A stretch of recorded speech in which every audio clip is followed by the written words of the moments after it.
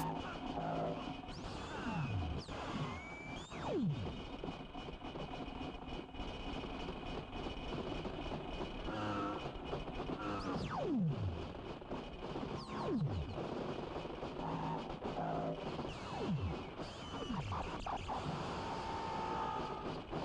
the top.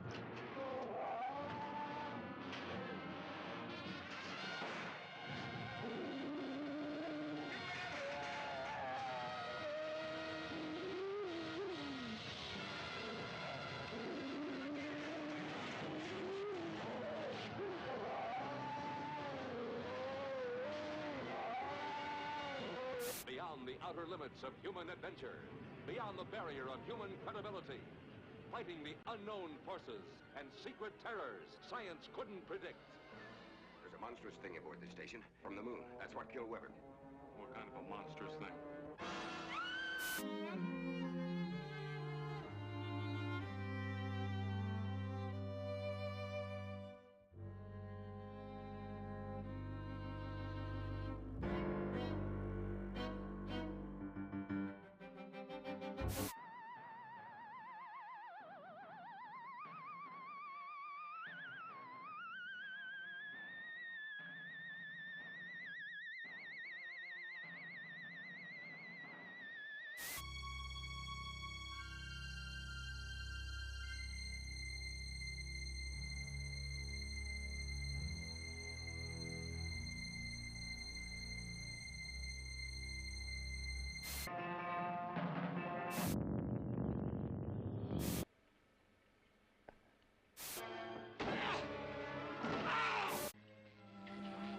Look this way, Doctor.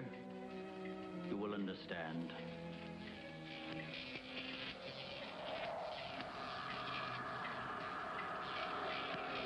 Here, Doctor. You are the first of your world to be looking at our solar system, the Astron. This is our planet, Astron Delta.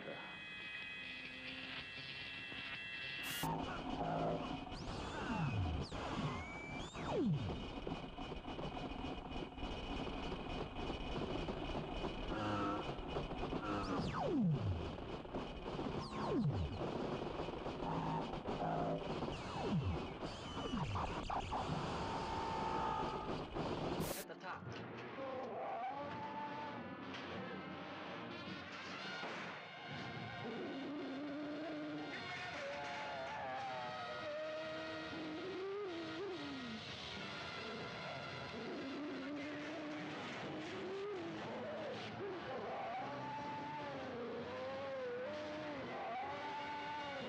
Beyond the outer limits of human adventure, beyond the barrier of human credibility, fighting the unknown forces and secret terrors science couldn't predict.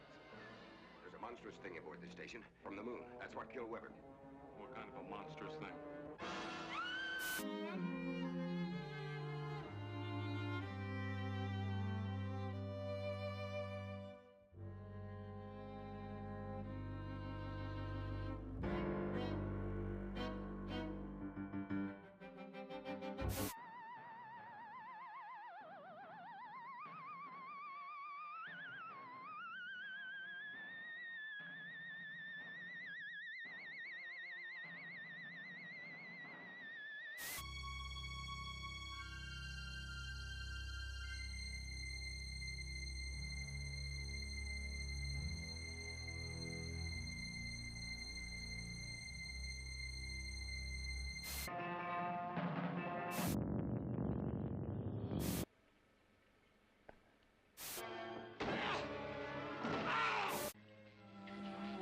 Look this way, Doctor. You will understand.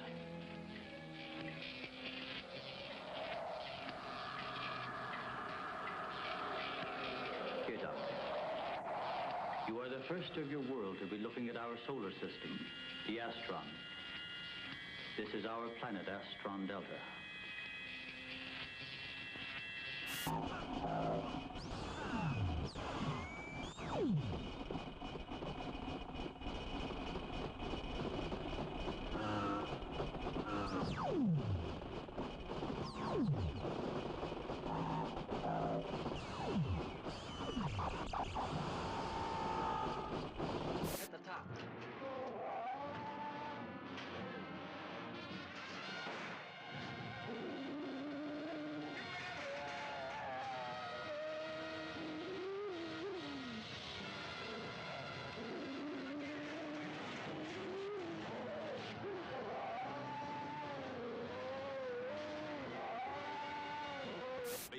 outer limits of human adventure, beyond the barrier of human credibility, fighting the unknown forces and secret terrors science couldn't predict. There's a monstrous thing aboard this station. From the moon. That's what killed Weber. What kind of a monstrous thing?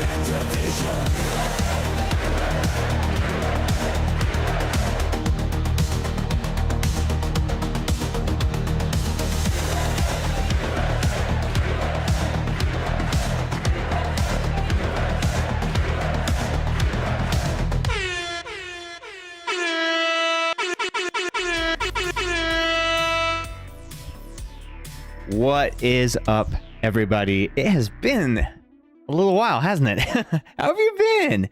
Yeah, it's been a few streams that I've had to skip, and I've been a little inconsistent lately, but work's been kind of crazy. And I've been getting home pretty late sometimes, so it's hard to like get into the stream when I'm staying at work so late. But we are going to finish. Hopefully, we're gonna play some Resident Evil tonight, and we are DTF. We are determined to finish.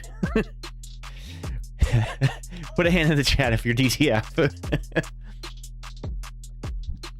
I got my glass of wine. Yeah, so we haven't played Resident Evil in a while. The last time I think I played was maybe like 2 weeks ago. So hopefully I remember what I'm doing or where to go. But I think it was right before we get into the lab area. So we were just finishing the underground area of the game, and we're about to head into the lab. So let me go ahead and get all this set up so we can get right into it. But yeah, how have you guys been? What's new with you? How are things? Don't forget the question of the day, exclamation QOD or QOTD in the chat. We'll give you that question of the day. Get the game launched here. Aren't you sitting back there on the couch already?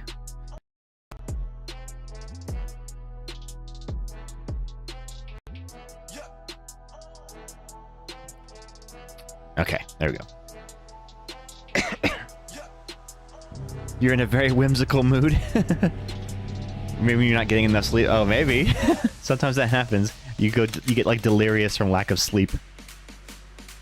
Oh, damn it. This is doing that thing where it's like not pausing the music again. Let's see if I can pause it over here. Hey, that worked. Okay. Doing pretty decent. Life is good. Hell yeah. Hell yeah. I'm glad life's going well for you.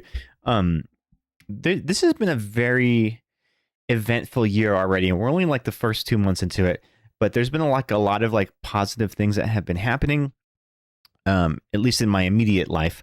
And that's good. While the world is burning around us, there are some positive things that have been going on just in my direct life. So that's pretty good. I'm really happy with that. I think it's because this is the year of the horse, and so that's what we're that's what we're chalking it up to. Cabin, is this right? Yes. Okay. Ooh, you have a Pokemon card story. I would love to hear it, Invita. I would love to hear it. Lay it on me. What's gonna be in and out making dinner? Oh, nice. What are you making for dinner? Oh, geez. What is going on here? I have 0 inventory. Okay, so if I remember correctly where I am in the game, I think. Okay, well, let me. I can get rid of the ink ribbons because I don't think I need these right now. I don't think I need the crank anymore. Switch my vid. Oh, thank you. Thank you, Ghost.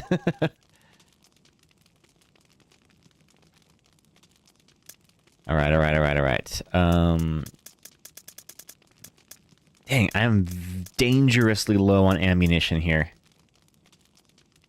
I'll get the metal object. I think I need both metal objects going back into the... Because I'm going back to the mansion, so I think I need both objects here. Do I not have both of them? Oh, I just have the one. Okay. Shit, I forget. Well, I'm very low on ammo, so I think I'm going to dump my Magnum, save that for my infinite handgun. At least I have some kind of gun. You're making fried chicken tossed in chili mayo and pepper rice. Ooh, that sounds delicious.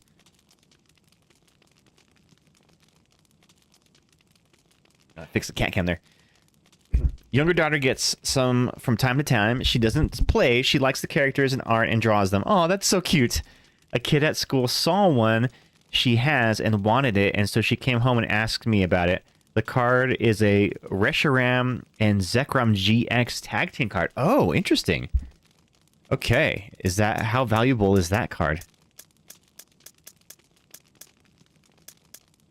Self-defense gun. I think I do need the medals at some point, but I don't think I need them yet. $60, $70 on eBay? Holy shit, okay. Yeah, that is definitely worth saving. Okay, so I combined these two things. This is the other item. I don't know if I need to bring the... I don't think I need those yet. I think there's another chest before I go on. Okay, so right now I'm heading back to the mansion. And I should be able to get access into the underground layer beneath the stairs. Where we will get to see our old pal, Lisa Trevor, in all her glory. Poor Lisa. She's had it rough. She's been through a lot. The old broad's been through a lot. I don't remember if there's any zombies out here or not. And then, if we can beat this game tonight, the next Thursday, if everything goes as planned, for Resident Evil Night, hopefully Ghosty and I will be able to be playing Resident Evil 5, our co-op Resident Evil game. I don't think I need to come back this way, so I'm just gonna kill this guy.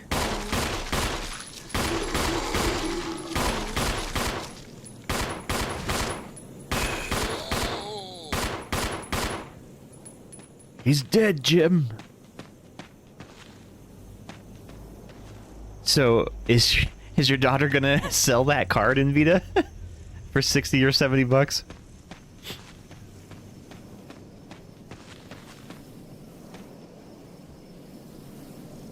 Man, 60 bucks as a kid. Can you imagine, like, being... I don't know how old your daughter is, but I remember, like, being a kid. 60 bucks may as well have been, like, $1 million as a kid. And you're like, I'm so rich! Stacks on stacks. I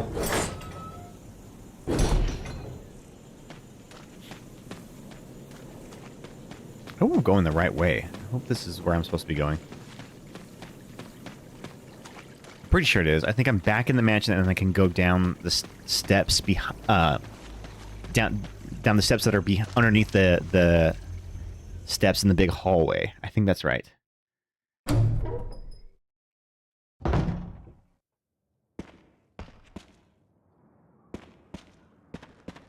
Yeah. So we come back through here because we already did everything down in the.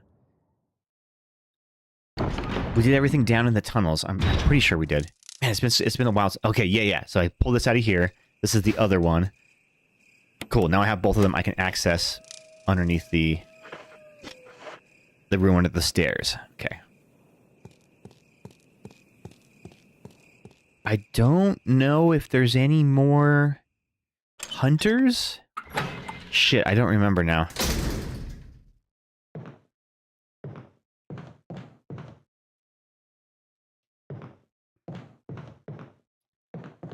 And I don't think there's any more locked rooms. How do I pull up my map again?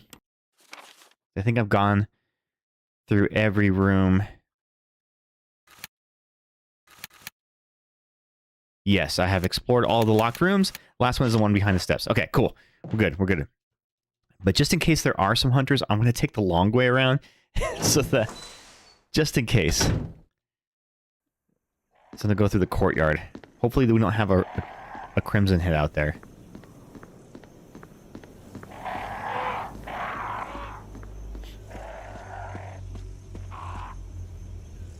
Man, I wish I still had my old Pokemon cards from when I was a kid. I don't know what happened to them. I really do think like one of my brothers got into them and sold them or something, or traded them for Beyblades or something. And they won't tell me. That's a secret that they take to their grave. But I had a bunch. I had a few decks that I would use as a kid, and like I didn't know anything about deck building, so they were just like whatever Pokemon I had, I just threw them into a deck. But I did have decks based on like energy types. So I had like a psychic and electric deck. I had like a water and fighting deck, I think. Just like very, very random combinations of elements that I was playing with as a kid.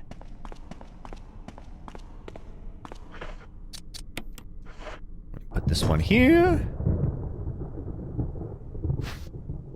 No, I just put it in there. I don't want to take it out. And then we'll put the other one here.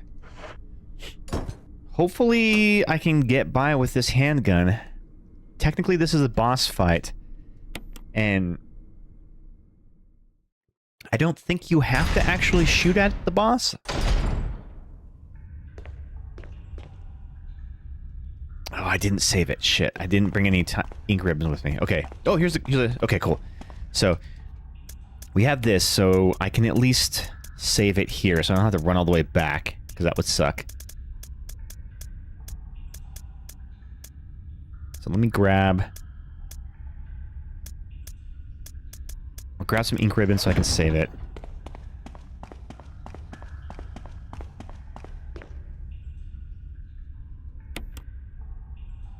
And do I have any healing items on me? I think I have some in the chest, which is okay. So I can at least save it.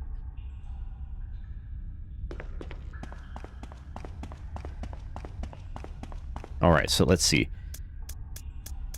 I don't want to just take one green herb. That's probably not useful. But let's take a first aid box. So that's got a first aid spray in it. I can drop these ink ribbons back. And I think I do need the medals. So I'm going to bring the medals with me, because the medals are what gets you in the lab. And I don't think there's anything after this boss fight before the lab.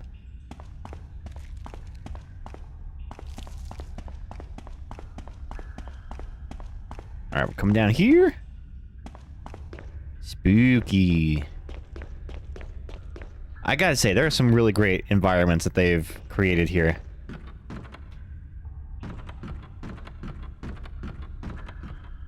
Alright, here it comes. You guys ready for this boss fight?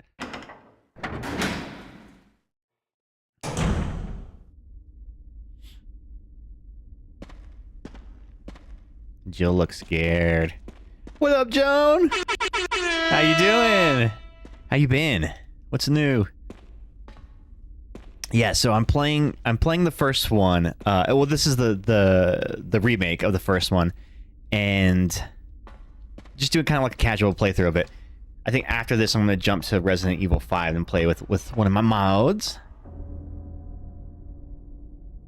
I saw that you've been streaming a lot lately. I haven't had a chance to jump in and say hi. You're alive. I was worried because I thought you were... I don't know if I'm stoked for the new Resident Evil. I did not like Resident Evil 7 or 8, so I feel like the new one's going to be very similar to that. I didn't want to do it. Believe me, I can explain. And yeah, I don't know. I don't think I'm going to like it. I'll have to wait and see. You played this one though, right? These old school ones have always been my favorites. I love them. They're more like puzzle kind of games. 7 was alright. I adored it. I thought, yes, I did play through 7.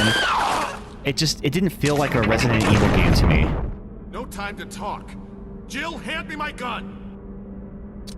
Should I give Barry his gun back? Yes. So I actually have a lot to say about Resident Evil 0. On paper, it is amazing, right? The graphics are freaking awesome. There are more lighting effects that they incorporated, so I think it looks better than this one does. The problem is, one, I don't like the character designs. They made them look a little more anime-ish. So like they redesigned Rebecca, so she's got like big anime eyes. And then the villain, Spencer, he looks so stupid wearing that like cloak. You know, he looks like a Final Fantasy villain. Anyway, the idea of having 2 protagonists that you're switching back and forth between, awesome idea, super cool.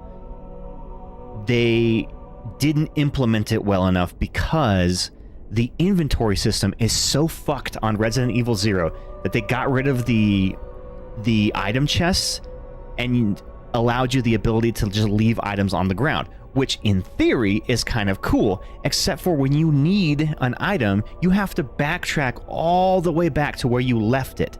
And because there are 2 characters that you're playing as, you only have like 4 item slots a piece. So it's really, really, really difficult to item manage in those games. And not only that, like when you get to the training facility, right? That's like a mini mansion. You can use the main hallway as a spot to just drop items, right? That's kind of what I was doing. But then the game limits you to how many items you can have on the ground in one room. So it's not even good at that. I don't know. It was very frustrating and kind of poorly implemented. What I really would have loved though, if they would have made it a co-op game where you could play 2 players, 2 people playing on controllers consecutively. I mean, at the same time, I mean, would have been perfect, because then it would be a much more fun game to play. But yeah, there's a lot of like really frustrating things about 0 that are just design flaws. The other thing being those goddamn zombie monkeys. You know which ones I'm talking about, right? When Rebecca falls in that fucking hole in the ground and you have to go save her, and those fucking monkeys are the hardest things in any Resident Evil game to shoot. They're so fucking frustrating. I hate them. I hate them. Fully agree. It has a soft spot in my heart, but every time I play it, I lose my mind because of inventory system. Yes, and I get that like inventory management has always been one of the core principles of the Resident Evil games. It's just not done in a way that is good for gameplay in that game. Just aim. You know, Ricky, if it was that easy, yes. But the problem is, it's a game that's similar like this one with the fixed camera angles. So you can aim, but then you have to like look down or up to hit the monkeys, and they're so damn fast, they bounce off the walls and they're jumping at you that it's you are just too damn slow to be able to effectively take them out as enemies. They're so frustrating. Okay. All right. I gotta push these things, right? Cover me, Barry, you asshole. Oh god, oh god, oh god. It lasts forever too. Many monkeys. I know, dude. Those monkeys are... Those monkeys are the freaking worst. You can actually get Barry killed in this section, even if you did give him his gun back. He can still die.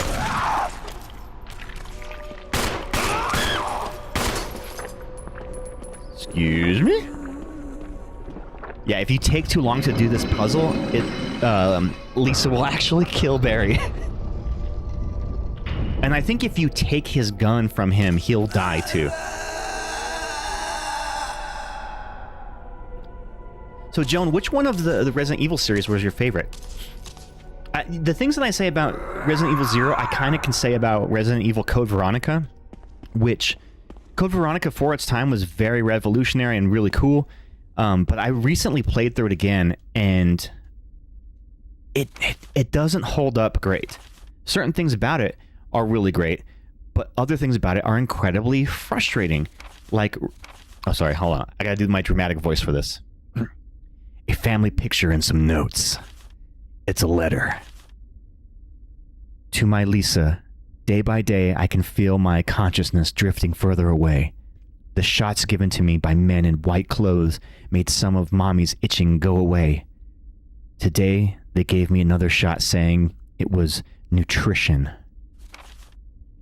When they give me the shots, Mommies can think straight, but Mommy's shocked and sad because Mommy's unable to think of you all the time.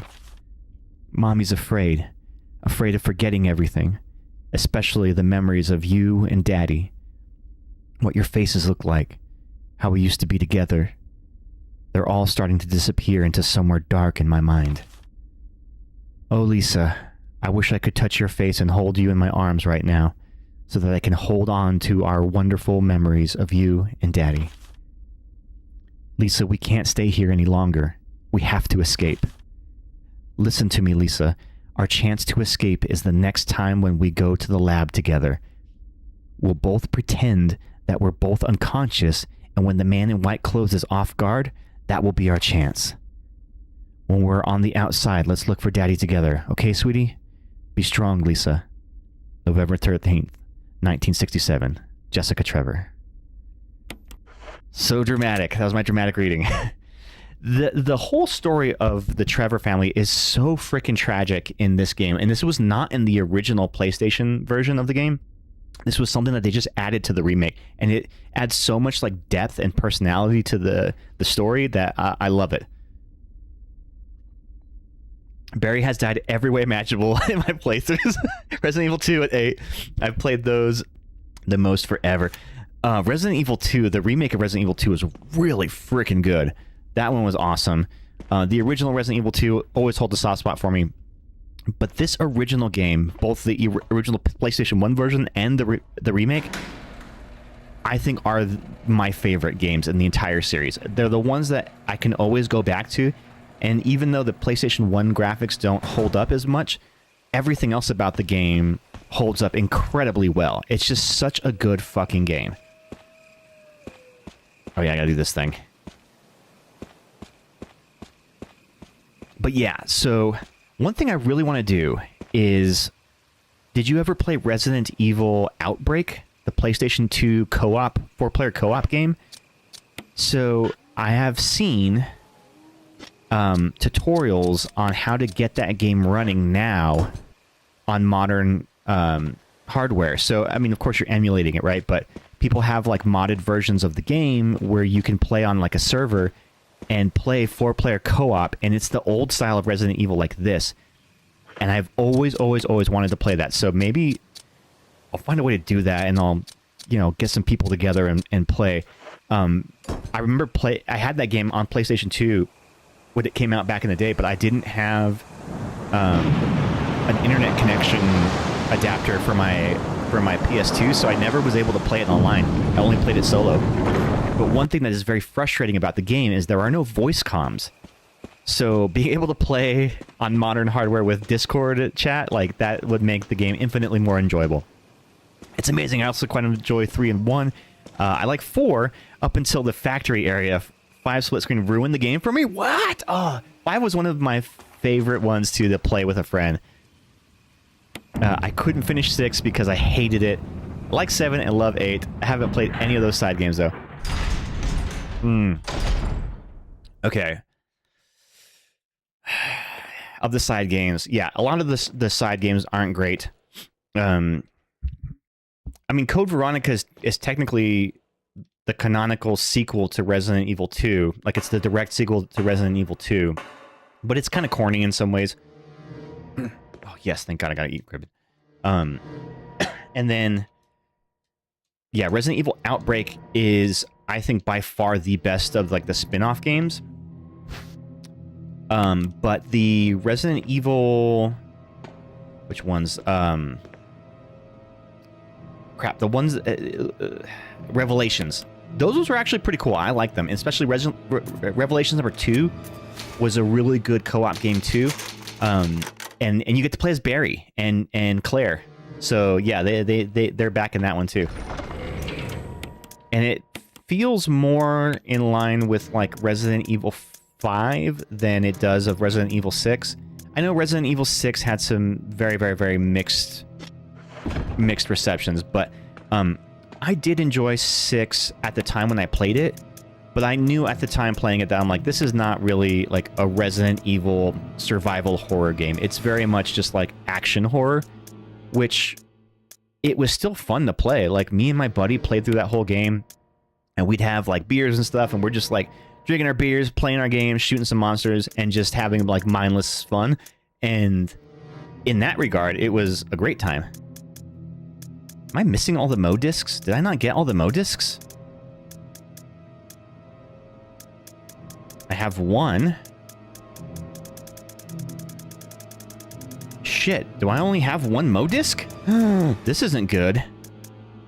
Where did I leave the other ones? Alright, what am I going to take with me? What am I going to take?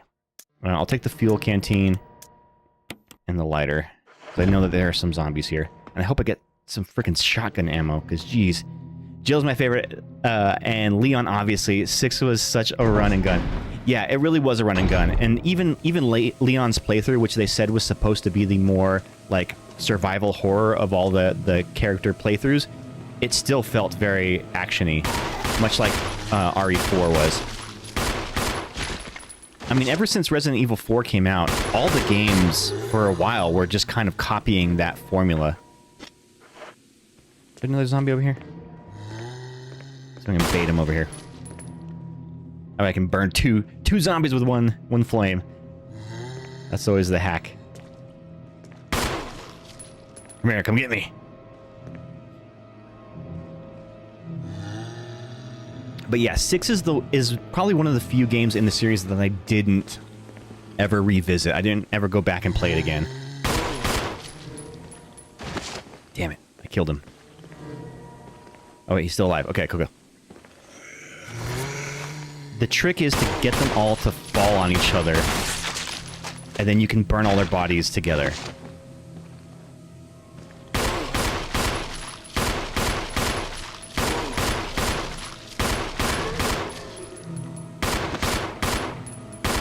I don't know if they're close enough, but we're gonna try.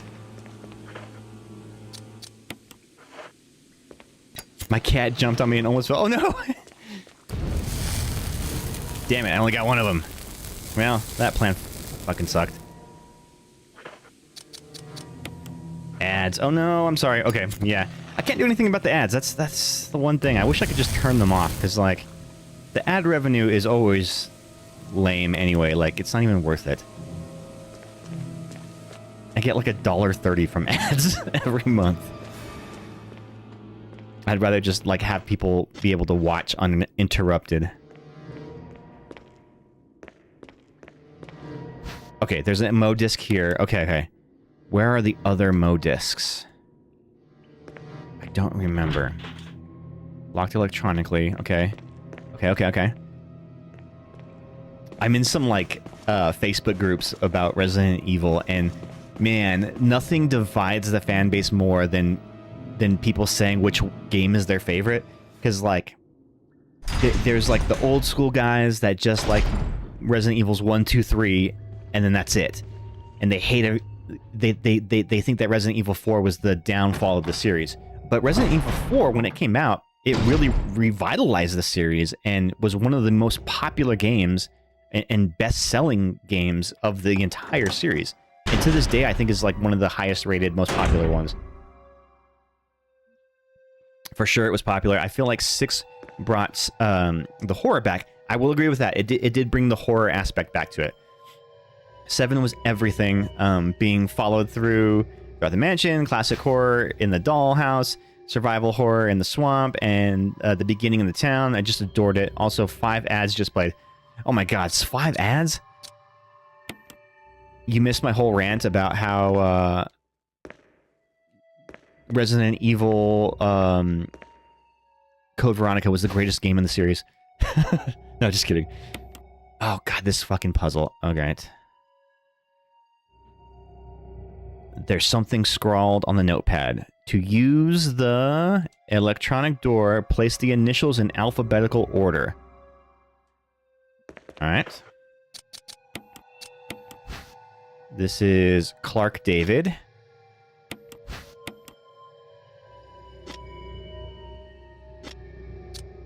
This is... You gasped. Gail Holland. Okay. So I would say... Here's AB. Okay. I always watch all the ads. Shh, Twitch is listening. Yes. The ads are crucial. They're the best part of the stream. They're certainly the most entertaining, or at least so I've heard. I read your guys' reviews. I know what you think of me. So, my beef with Resident Evil 7, while it was a super enjoyable game, it to me... Oops, why did I change them? It to me didn't really feel like a Resident Evil game. And I'll tell you why. Give me a second. Let me make sure I'm doing this right. E, F, G, H. Okay. The puzzles were lacking. Yes, that for sure. Okay, so this one needs to switch.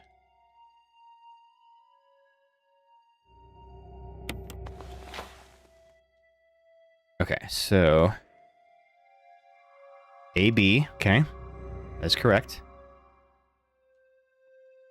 No, this is wrong. No! They're in the wrong position. Okay. God damn it. There's a name written here. F. This is the one in the wrong place. Okay. So this one, Clark David, needs to switch with the other one.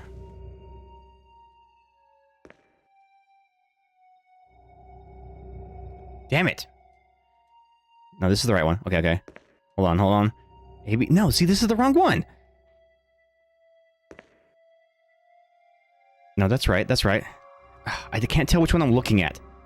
A, B, C, D. Okay. Those two are correct.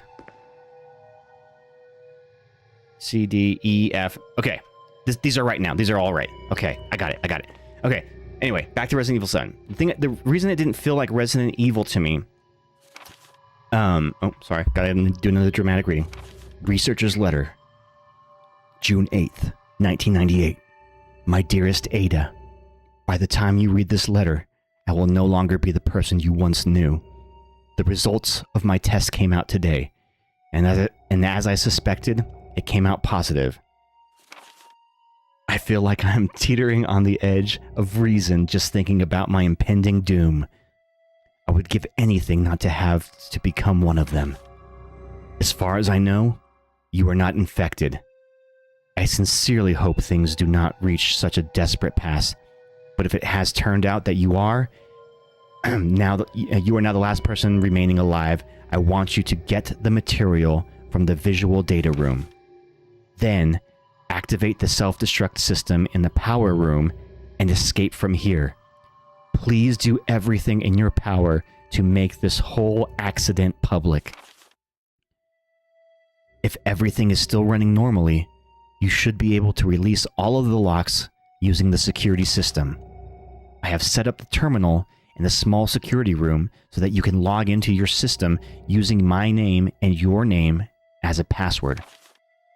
You will need another password to release the lock of the door in the basement level 2 where the visual data room is located. As a safety measure, I have coded that password into the X-ray picture. A Röntgenogram.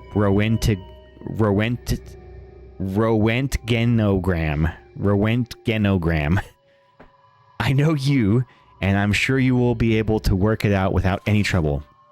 There is just one more thing, and it is my last request. I hope you never have to lay eyes on me in this state. But if you do happen to run into me in my hideous form, I beg you to put me out of my misery. I hope you understand. Thank you, Ada. Yours truly, John. Dang, talk about a Dear John letter. All right, Resident Evil 7. Where was I? Resident Evil 7. I feel they were so desperate at the time to make a game different from Resident Evil 6, which, even though it was kind of critically panned, it was one of the best-selling Resident Evil games of all time. But I digress. They were trying to distance themselves from that style of gameplay so much that they just jumped all the way over to what was popular at the time with games like, what's the one where you're in like the hospital and you have a camera? Outlast. It's kind of like that, right? There, where something's kind of stalking you, first person, that kind of game. It's more about the survival aspect of it. That they completely went so far away that they removed every reference or tie to the series and just tell this self-contained story. And then at the end, spoilers if you have not finished Resident Evil 7, at the end of Resident Evil 7, this guy's like, oh yeah, by the name, my name is Redfield. And it's like, that's it? That's the only connection to the other games, is just this dude who doesn't look like Chris, but is just like, hey, my name is Redfield. I'm here to rescue you. Like, what the fuck? It seemed so shoehorned that I, to this day, and under the suspicion that that game was being developed as a completely different title, completely different game, that they were like, you know what, this is something kind of cool. Let's just slap the Resident Evil name on it so it'll sell. And I feel like that's what it was. Because it feels so unlike the other Resident Evil games that I couldn't. Part of it is glowing red, okay? I will gently argue that the strand that connects Resident Evil 7 to the rest of it isn't. That is true, yes. But again, it's so like... It's so... I don't know, it felt so shoehorned. Also, hi, I finally made it back. Welcome back. Oh, I probably should have been paying attention to this. Oh shit, that would be crazy if it's true. I felt like they were trying to revamp the Resi was and move more into the horror side of the action. You know, and who knows? Who knows? But because 7 was such a big hit, they were like, that's it. That's what we're doing now. We're doing first person horror all the way, right? And so 8 was just an extension of that. But then it gets really ridiculous with the storylines. I don't know. I feel like Resident Evil, the games work best when they don't try to overcomplicate it with these flamboyant villains. Like, keep it kind of grounded. And that's where the horror, I think, works best. And Wesker, spoilers for this game, he's a far more grounded character in the first couple of games than he becomes later in the series. And I feel like that works better. Like, the Shadow Corporation that's doing all this, like, sketchy stuff, that's a great kind of through line. But when you start adding things like werewolves and bloodlines, and it's just like, come on, what? This is just getting ridiculous now. And I feel like that's where, like, 7, 8, and then I'm thinking 9 is going to go as well. Okay. Ghosty, if you could take a quick note for me. What is glowing on this picture? I am colorblind, so I can't tell what's glowing. Is it the thing down here? Like I guess the spleen? Or his sphincter? The sphincter. Okay, sphincter is... So AB equals sphincter. CD is the spine, I guess. CD is the spine. ED is the liver? Let's see how well I did in my anatomy class. And GH is the lungs. Okay, good. Now, I hope you all are paying attention because there will be a quiz on this at the end of the stream.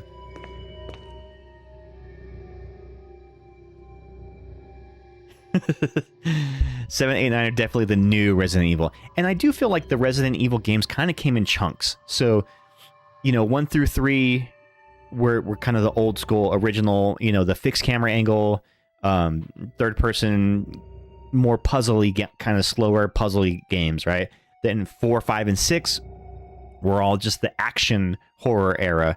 And then 7, 8, 9 were kind of like the first person horror ones, the new style. Okay, so what did we learn from this? We learned, so AB equals colon, CD is esophagus, ED is liver, and GH is lungs. So I think just the first word of all of those spells out the word cell, CELL.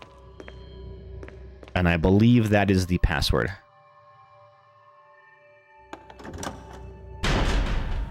Also, Ed is F. EF? Oh yeah, EF, that's right. Did I say ED? I just call him Ed.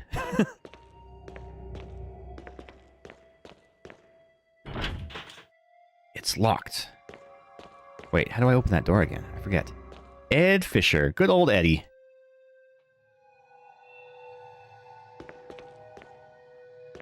I mean, that is his name, so you define. Yeah, I think either way we ended up with the correct clues. So I think we're okay. If I'm not mistaken, I think the zombies in this room respawn. At least they do in the original. Eddie makes me think of Silent Hill 2. Silent Hill 2 was a great game. I didn't play the remake, though. Did you? See if I can get around these boys. Oh, God. I fucked it up. I don't know. I'm pretty sure these guys respawn, so I don't know if I should kill them or not. This is just a waste. Did you play Silent Hill 2? I didn't love it. I played the original one back in the day, and something about the original Silent Hill games always scared the shit out of me. Like, I found them so much scarier than the Resident Evil games were, and I don't know. There were moments, especially Silent Hill 4, The Room, that you go into an area, you're obscured camera angle, you don't know what's going on, but you hear something, and it makes you so afraid to like go around that corner to find out what it is, but you know you have to. You're like, oh God, I don't want to have to go around this corner and find out what's making that noise, but you do it anyway, and it's a very, very terrifying. Like you're just constantly on edge. I chalked that old school fear up to audio design. Yes, dude, great audio design in the Silent Hill games. I watched someone do the remake, and it's interesting. They made some stylistic choices that cleared up some of the confusion and confused old details. Did you ever get the ending of Silent Hill 2 where there's like a dog just on a control board controlling everything? Like the joke ending?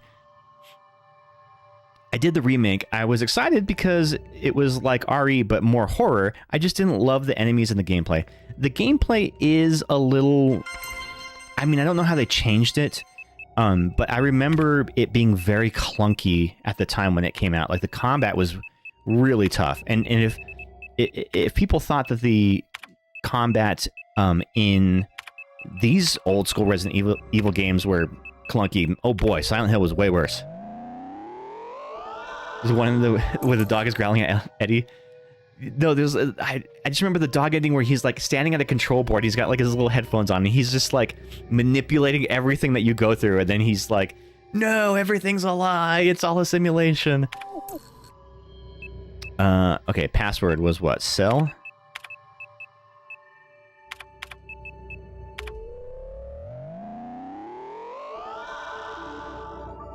Permission granted. Spoilers! Oh, come on. That game came out like 30 years ago. Spoilers are null and void after that long. It was you all along, and then she licks his nose. Oh my gosh. Yeah, how do you get that ending in the game? I don't know what you have to do, but I know it's like the rarest ending in the game. So it must not have been easy.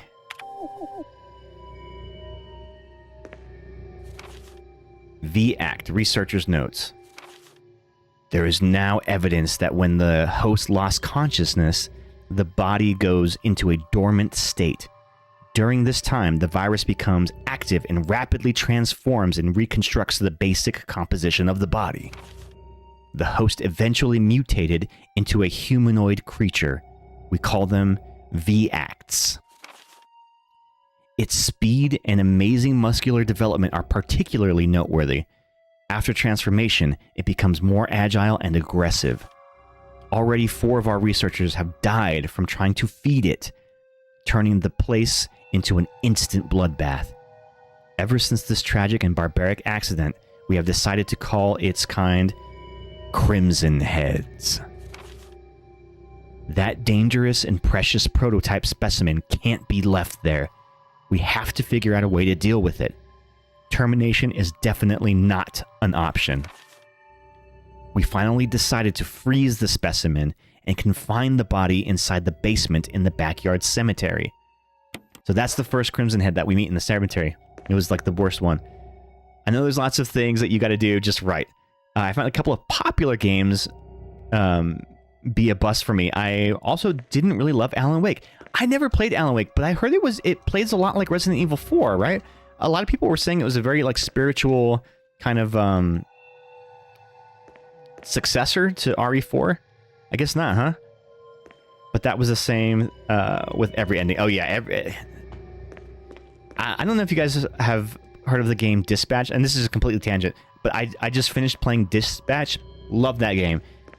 It's basically like just watching a TV show that you can interact with, but it was so much fun, and I loved like the choices that you can make and like romancing the characters. Very fun. It's kind of short. It's only 8 episodes, so you can beat the whole thing in like 6 hours, but it's definitely enjoyable. Highly recommended. I was playing it on my handheld PC. It was a lot of fun. I was playing it in bed right before going to bed. I thought there was shotgun ammo here. I guess not. Yeah, get it on your list for sure. It's super fun. If you like superhero stuff, it's really fun, but it's very like adult in nature and sarcastic and just a lot of fun. Oh, did you hit another ad? Oh no, add it to your list. Gotcha. I am tracking now. I would suggest picking it up if it goes on sale, like during a Steam sale, because I think $30 might be a little hard to justify. What am I doing? Why am I... Oh yeah, I opened up the lock. Sorry. I get distracted. I forget what I'm doing. Feed that cat! Hey! Feed that cat! Ghost! Feed that cat! Feed that cat! Give him the food! Thank you for gifting the sub to Joan. Alright, well listen up for the crunch, gang. We know what happens when we get a sub. We feed that cat. Come here.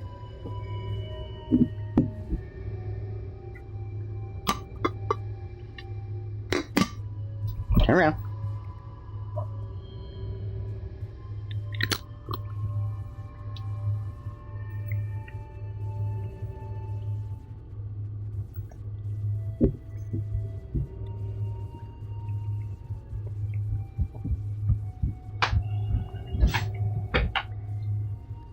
Thank you so much again, Ghost, for gifting that sub to Joan Dirty. Oh, here comes Moira. We gotta feed her too. Moira. Come here.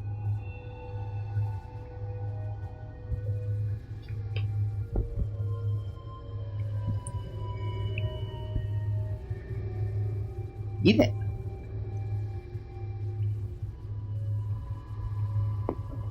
She doesn't like these treats lately. I don't know why. She used to love them.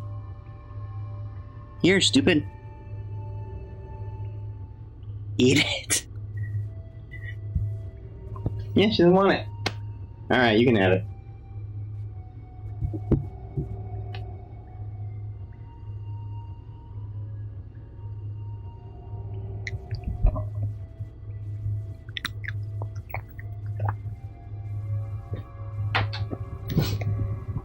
Yeah, I don't know what's been going up with her. She hasn't been liking those treats anymore. She used to love them, but then I don't know, she's too old for it now. Cat ASMR. I know, right? So I have a special microphone that I have just for them. I don't know if you can really see it on this camera angle, but let me see if I can show you a better angle. No, you can't really see it, but I have it on a mic stand and the camera all mounted on the same stand, and I turn it up really loud whenever I switch the camera over so you can hear the crunch. Sometimes it crunches more satisfyingly than others.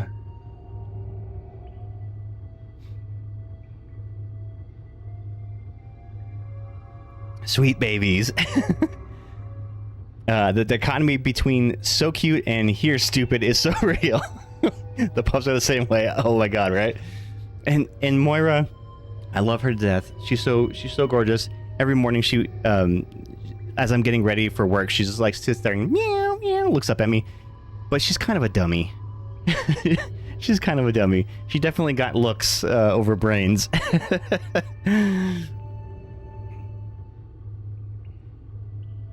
There's the Discord, yes. Alright, what was I doing? Okay, I killed the zombie. I don't know if I think I can get past him here.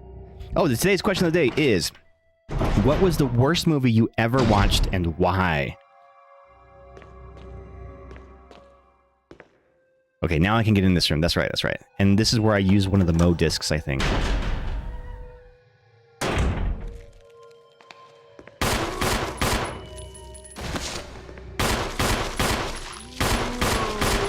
Man, I don't know how I would play this without the infinite ammo gun, because it is so much harder on hard mode. Pitch Perfect, maybe? What? People love that movie. I've never seen it, but I've heard people love it. I've seen a lot of bad horror, though. Oh, me too. I freaking love horror movies, if you couldn't tell. But there's something about, like, cheesy horror that isn't necessarily bad. It's just, it's kind of the charm of it. Facts. Sanitation Division. Attention, Manager of Sanitation. From Raccoon Disaster Contingency Committee. The contents of this fax are confidential and intended for the named addressee only. Any copying or disclosure of the contents of this fax to any third party is strictly prohibited, forbidden by the sender. After reading the contents of this fax, it must be destroyed immediately. We expect significant increases in the damage done by the recent T-Viruses outbreaks than initially estimated. Hey! Feed that cat! Izzy! What up, buddy? 35 ass months? That's a lot of ass months. Alright, let's feed this cat. How you doing, bud? Welcome in. Oh yeah, he heard that.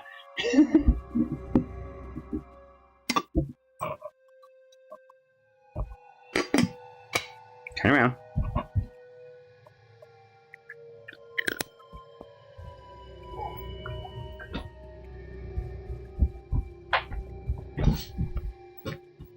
Okay, on a scale of 1 to 10, how good was that crunch? Was that a good crunch? I never know how well the mic picks up the crunch, but that one sounded loud in the room, so I'm imagining it was pretty loud on your end.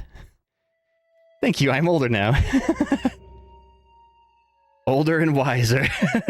Well, let's not jump to conclusions. I'm definitely one of those two things. Girl, it's your birthday, and you can leave everyone on red, and that's your prerogative. How you doing, dude? How was your concert that you went to? Fantastic crunch. I love to hear it. Love to hear it. Okay. We expect significant increases in the damage done by the recent T-Viruses outbreak than initially estimated. There are several concerns. First concern. More than half of the researchers have been infected by the T-Virus and died. It has also been reported that almost all of the survivors of this accident are starting to show symptoms of the T-Virus infection. Second concern. Our secret security patrol team has also been completely eradicated. Therefore, our most secret research is in danger of public disclosure. Quick actions are demanded to prevent mass media coverage. Concern number 3. there is a high possibility that most of the specimens are running loose inside the compound. We expect many casualties to follow. However, yet unfortunate, these casualties underscore the success of our research results. Actions must be taken to prevent our research results from being made public. We suspect the first official intervention will come from the state, police, and STARS. We strongly recommend taking measures against them first. All right, so that explains what's been going on here. You're still violently hungover? Oh man, what was the band that you went to go see? Was the hangover worth it, right? Older I get, the less it becomes worth. Yeah, that is so true. In fact, I can't remember the last time I got like wasted drunk that I had a bad hangover. As I've aged, I've been able to moderate my tolerances a little better. So, funny thing, this computer system that you just plugged the MODISC into on the game, in the original version of the game that released on Nintendo GameCube, it was a GameCube console that you would put the disc into. Okay, so we got that. There's something... Let's go open it. Oh yeah, I don't want to take this yet. Fuel may explode if shaken or jarred. You miss your GameCube? I never owned a GameCube. In fact, I didn't really own a whole lot of Nintendo Nintendo consoles. Apart from the... I think the NES was the only one I ever owned. I mean, I guess I owned a Game Boy. But just the first Game Boy. Yeah, it was really fun, but not sure if it was worth it. Who was it, though? Who did you see? What concert was it? Can I do these switches yet?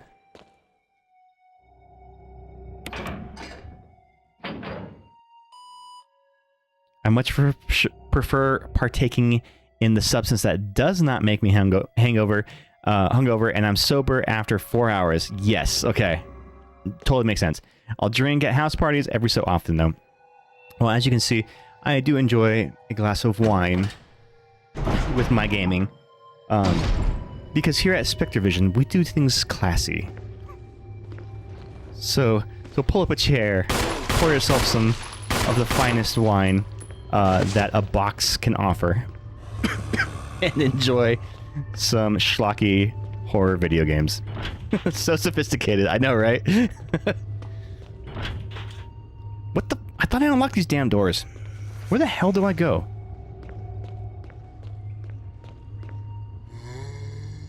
How am I already lost? There's only like 4 rooms in this damn lab, and I'm already lost. It wasn't even a good band. I have a tradition with Amanda to see a trashy concert after our really intense time at work to get wasted and blow off steam. It was BB No Money. Yes, they did a crossover on Peak. They did like a concert in Peak. And honestly, it was so dumb, it was a blast. Okay. Well, then it seems like it was a good concert, right? No, I already unlocked these, right? Damn it, I haven't really been paying attention to what I've been doing, so...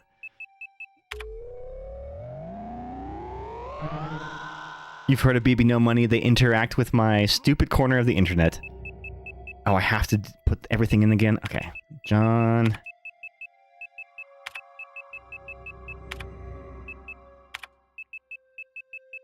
Ada...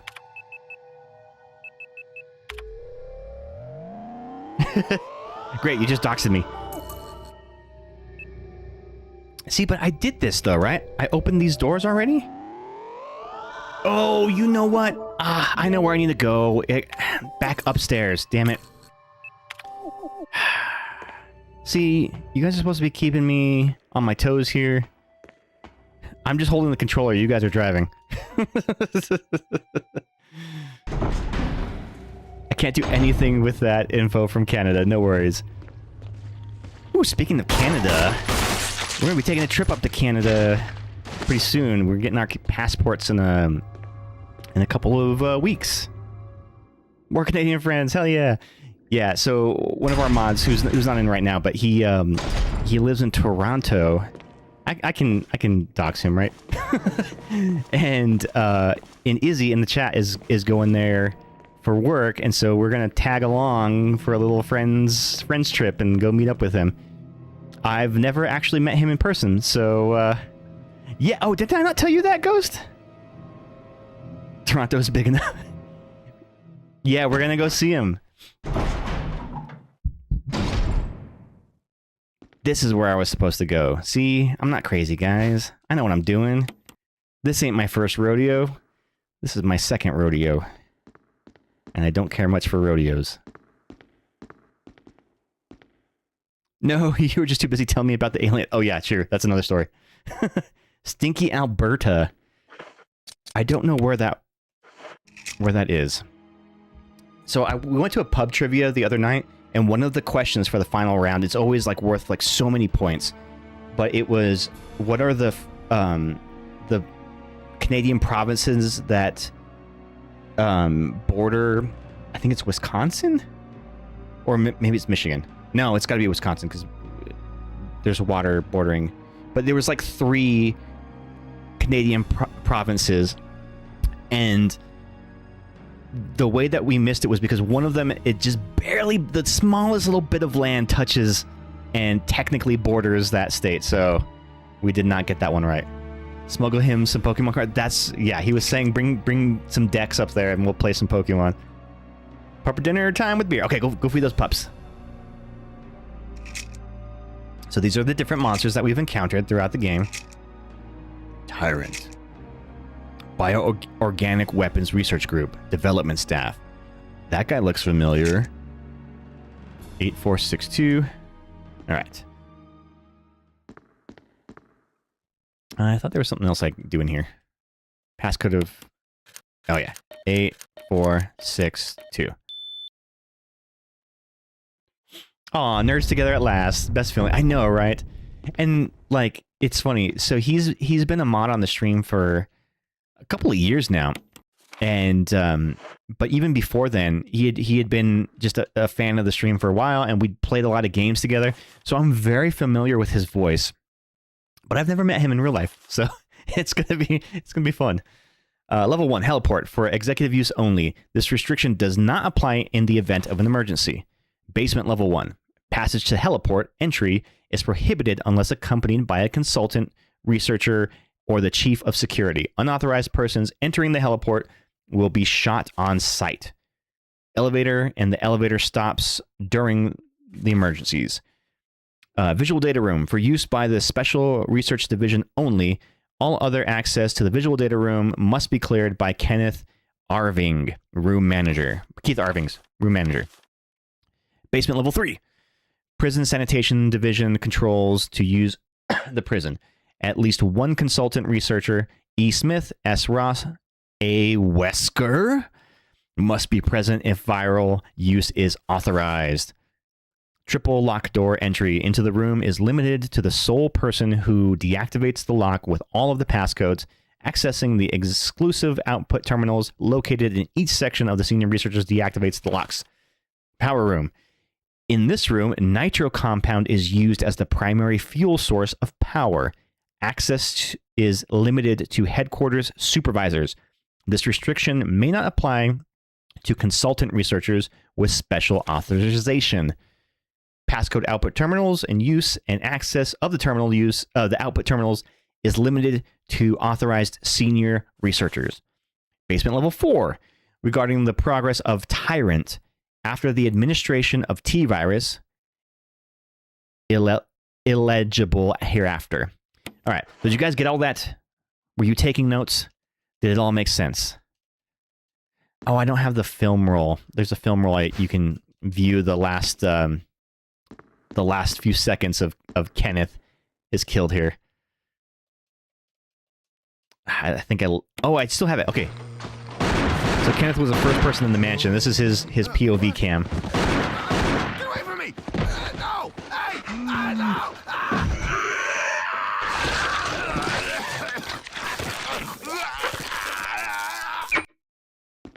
you know, for a highly trained special tactics officer, he didn't really put up much of a fight, did he? It was literally just one zombie. Like, I'm wrecking those things left and right. I could have swore there was some shotgun ammo in one of these rooms. Damn, rip Kenny. I know, right? Oh my god, they killed Kenny! You bastards! There's a dated reference. You guys remember when South Park was killing Kenny in every episode? Back in the day. Okay, where to now? Where to now? I guess I go back downstairs, maybe? Probably? Oh yeah, I have a key now.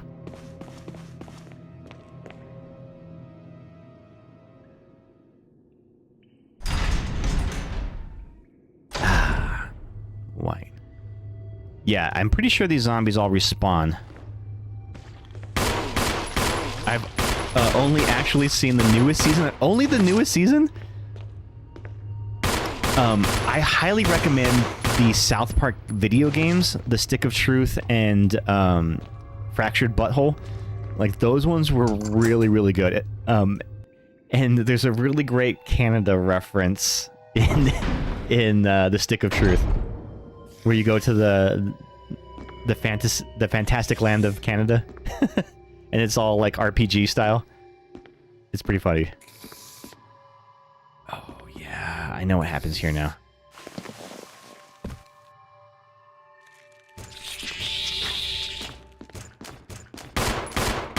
Oh god, oh, it's gonna kill me.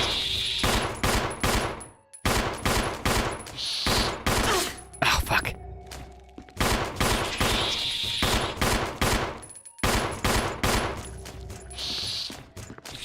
Fuck! I can't even see what I'm shooting at. Son of a bitch. Okay, I'm in caution. Can I get some real freaking ammo in this game? So I don't have to just use this freaking pistol? Oh, good lord, it just had a blue urban...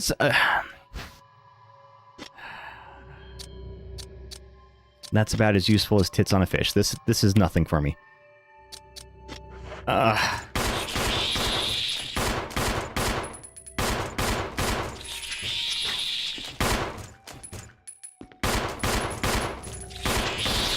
Son of a bitch. Okay, I'm just gonna fucking run.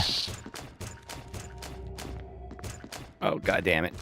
Oh, no wonder. He was below me. That's why I wasn't able to kill him. But of course, he was able to hit me. That's some bullshit. That's some gaming bullshit there.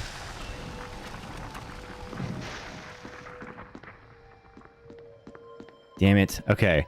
Note to future self. I should probably check... Oh god, there's another one! Son of a bitch. Son of a bitch!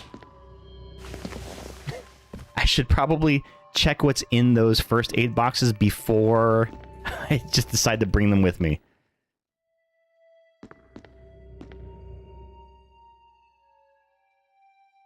Okay. Do I have another Modisc? Yes. Modisc.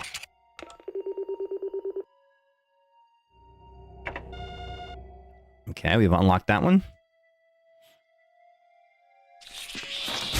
Oh my god, these fucking guys.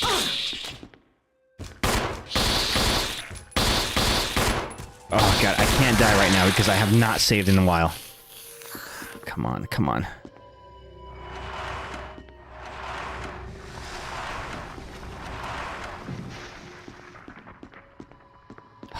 Thank god. Okay. I need to get to a damn save room or something.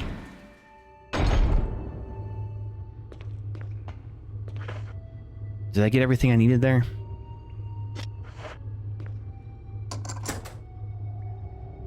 Alright, we'll go through here. There should be a save room on the other hallway in here, I think.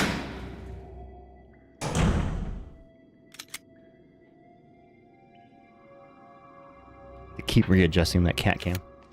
He gets very finicky. Sometimes he wants to sit on the armrest of the chair. Other times he wants to sit on the actual chair itself and take a nap.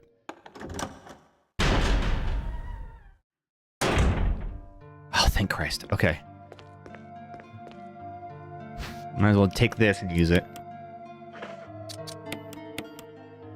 Alright, I'm fine. We're all fine now. Everything's fine. No more worries. Ooh, incendiary rounds. Okay, that can be useful. Take the ink ribbon. I actually don't want to save it just yet. Let me make sure there's nothing else in here I need. Man, playing on the hardest difficulty, they are super, super stingy with the ammo.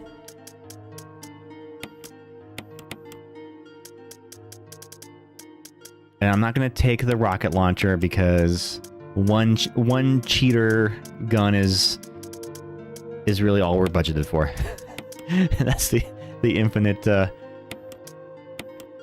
handgun. But I mean, I guess I can drop the shotgun off.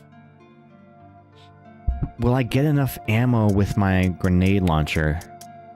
Is the question. And I'm just going to take a couple of green herbs. I want to save the Magnum for the final boss. Okay, that's probably good.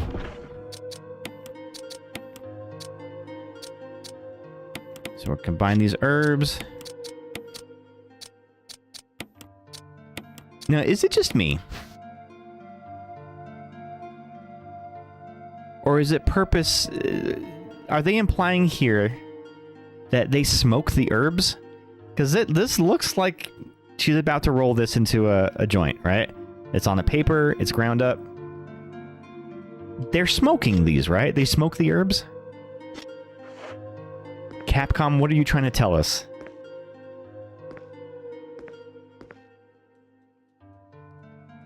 Use the ink ribbon.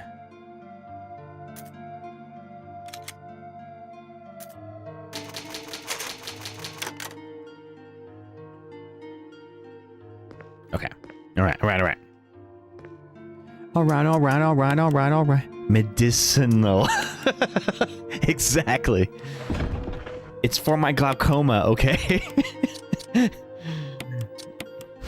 right, what do I have in here? Grenades. Okay, just regular grenades.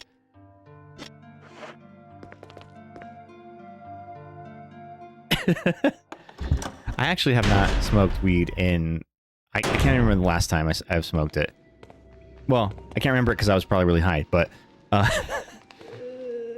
I used to smoke a lot, but I kind of quit in college and then just never really picked it back up. Oh, for fuck's sake. Couldn't even see that guy. Did he do any damage? Oh, you already put me down to caution? Son of a bitch. So I'm pretty sure all the ones in the hallways, the zombies in the hallways, they respawn. So I don't want to waste any ammo on them.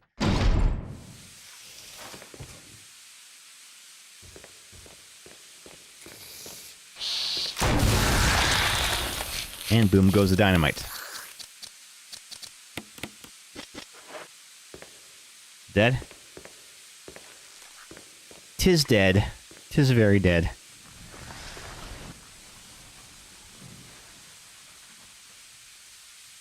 Oh yeah, okay. I have to get the nitro and fill this thing up and then try not to explode myself. Take the capsule.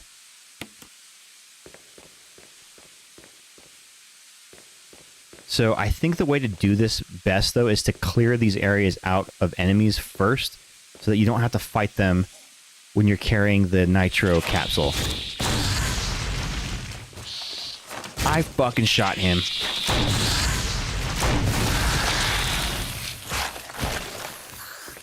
Alright, anybody else want some of this? There's plenty to go around.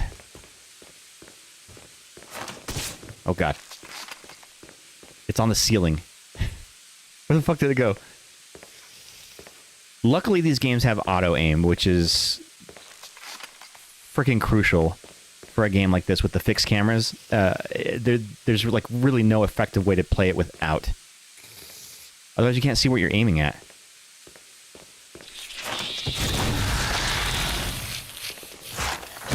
Done. Dead. Okay. Yeah, let's go get that capsule filled up. So we gotta fill that up with the nitroglycerin, and it's very volatile, so if you run, or if you get, like, attacked, I think you will explode it.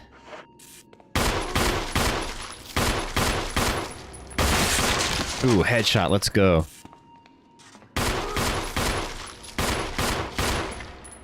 Boom, headshot.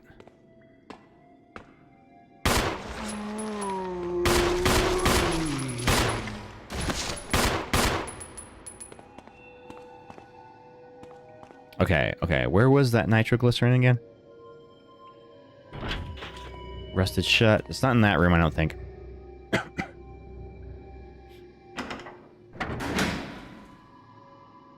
Oh no, we're out of wine. What do I do? Was it this room? No, it was the other one. Okay, it was the one back in the other way. This is the death room. That's where I had to fight those freaking things, and they whipped my ass.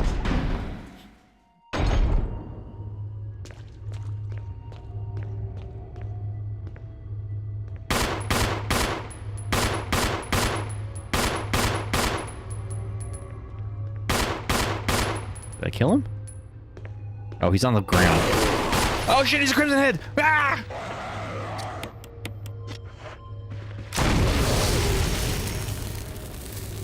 Fucking hell, those Crimson Heads are scary. Jesus.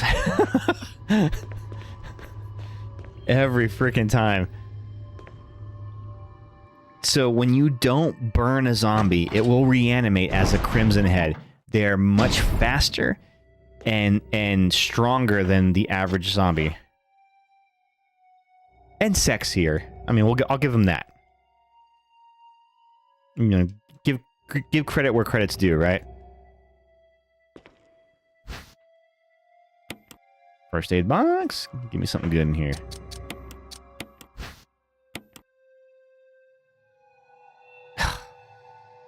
Yay, a green herb. Guess I'll smoke this one. Smoke him if you got him, boys. Oh, Joan, as a Canadian, I must ask you, what are your thoughts on all the Canadian drama of the Winter Olympics? There were, like, cheating scandals.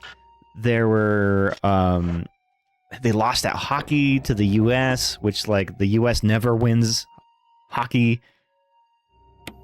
There was a lot of drama surrounding Canada in the Olympics.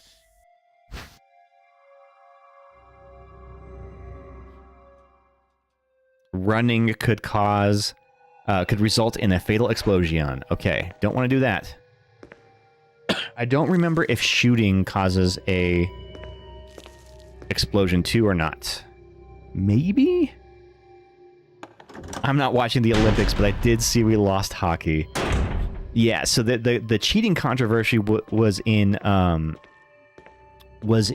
curling, where both the men's and women's team, whenever the guy who releases the stone or whatever, apparently once you let go of it, the rule is it cannot be touched again. But they were doing this thing that as they would like release it, they'd point their finger and like bloop, give it a little bloop, and it apparently like was called cheating. And it was very controversial because the Canadian guys were like, no, we didn't fucking touch it. And then they show the slow motion and you just see his like finger go whoop, and like touch the stone again. The Canadians were very upset. Wild for Canada to lose hockey. What the fuck? It's ours. I know, right? Yeah, it was like Canada like always wins at hockey. Oh shit, so un-Canadian of them. Right? I don't know much about Canada. All I know about Canada I learned from watching Trailer Park Boys. And I love that show. Although I think that takes place in Nova Scotia, so it may be different depending on which province you're in.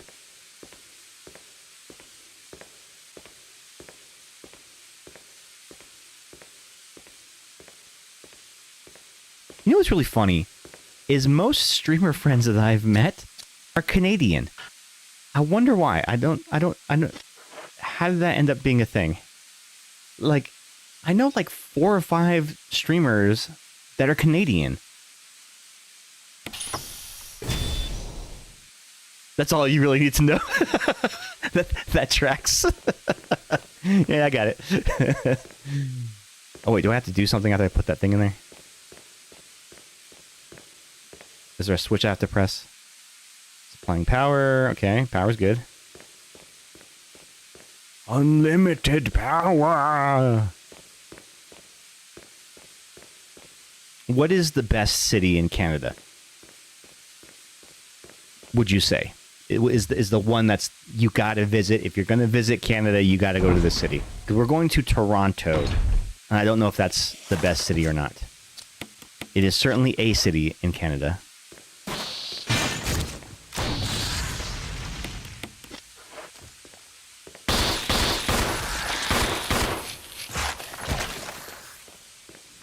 And is this where I put the last disc? Yeah, last Mo disc. Let's go. But I am all out of grenades now. So that's the last lock. That means that we can save Chris and get the best ending. I thought there was something else in here. Man. Oh god. Oh god. Oh god. Yeah, that guy's in here. Fuck. Fuck my life. Ugh, those things are scary. I hate those things. Like, I think they're called chimeras. Fuck, I hear another one. Oh, you dickhead. This is so tough. Oh, fuck. Oh, fuck. Fuck you.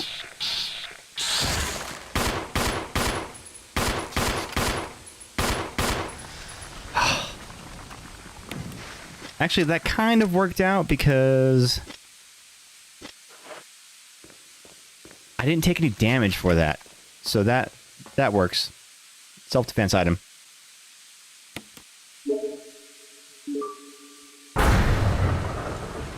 Power is on. Again with these fuckers. I'm just gonna run it. I'm just gonna fucking run it. Ooh, we have a wild Relor in the chat. Exclamation Pokecash to try to catch that Relor. And these fuckers will follow you room to room, too. Oh, damn it. I took the wrong turn. Oh, there's 2 of them. Fuck me. Fuck me. Run! That's frustrating. Very frustrating. Best Canadian place. Canada is pretty cool. Alberta kind of sucks. It's like the Texas of Canada. I know exactly what you mean. Especially where I live. BC, British Columbia is awesome, but expensive. Oh, is that the bougie Canada?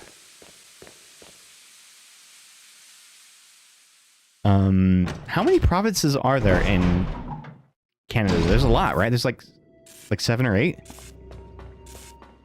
I can only name a couple of them. It is. I would love to move there. Ah, awesome. Well, you should do it. Don't let your dreams be dreams. Manifest it. Jill. Barry, you son of a bitch. let's go.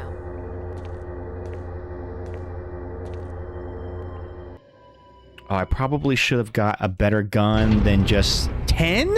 There's 10 provinces? Damn it, I think this is the Tyrant fight, and I don't have a decent gun to fight him with. If the politics continue like it is here, I will believe... Oh. Well, don't come to the U.S. It ain't much better politically over here either. I mean, I don't know how you fall on the political scale, but yeah. We're definitely going through some shit over here in the U.S. But you know what? We endure. We value our friends. and we make sure that we tell them that we love them, and we play some video games, because that's really all any of us can do at the end of the day. Anyway. No, we have our own little Trump here in Alberta. Oh no. Now there are 2 of them. Okay. I think we're in Magnum time now, so I'm bringing the Magnum. Do I have any other healing items other than these stupid first aid boxes?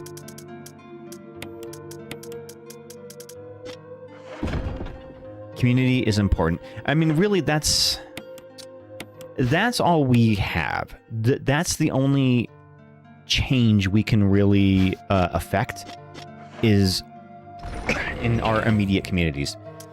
So, you know, vote in local elections, reach out to people, make friends. That's really all we can do, because I feel like the social media age has led to so much divisiveness and divide amongst people that we kind of forget that the person on the other side of that keyboard is also a person. And it's much harder to be mean to somebody when you're sitting right next to them face to face.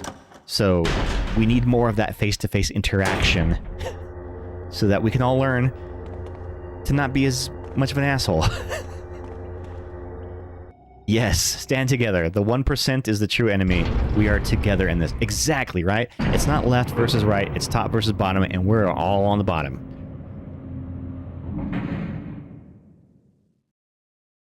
Man, I feel like I'm like dropping knowledge here. Getting deep on Spectrovision. Fully agree with you. Exactly, right? All right, Barry, you go first. Go on. This is where we learn the truth about Barry. I need some more wine, though. Can I pause it here? Right, we're all bottoms. Wesker! In the big queer game of life, we are all bottoms. Well, what do you know? Oh, don't blame Barry for everything. I hear that his better half and 2 lovely daughters will be in danger if he doesn't do everything I tell him to. Wesker, you're pathetic. And Barry, you son of a bitch. I should have known. Dear. You'll be free of all this anyway. Why eliminate stars? Believe it or not, that's Umbrella's intention. You're just a slave of Umbrella. You're Smart a girl, slave but I think for you Umbrella. misunderstand me. You The can't things you deny it. mention are nothing. I'll burn all of them along with this entire Yeah, that song. laboratory. Barry, go up on the ground and wait there. Yes, Barry. master. You gotta love Barry. He must really be afraid of Umbrella. You and Umbrella took his family. You bastard. Oh, Umbrella? Well, I used some carrots and sticks to cow him, but it had nothing to do with Umbrella. I just used Barry for my personal interests. Though both you and sexy. Barry seemed to think I was following Umbrella's orders. What? What are you planning? I guess it's time for show and tell. This is my puppy. You guys ever do show and tell in school? What did you bring for show and tell? Remember one time there was a kid in I think I was in like probably 3rd grade who brought sais, you know, like the ninja weapon sais. He brought those for show and tell, and like the teacher had to be like, okay, we're gonna keep these here in my desk until the end of the day. For the sake of this thing. You know, I hate goodbyes. Bam! 2 to the chest. Barry! Mr. Barry Badass over here. Forgive me. He's like, fuck No, my you're family. not to blame. It's Umbrella and Wesker. Even if it meant my family, I couldn't bear turning my back on my friends again. Shit! Should have went for the head, dude. Alright, here we go. Tyrant time, baby!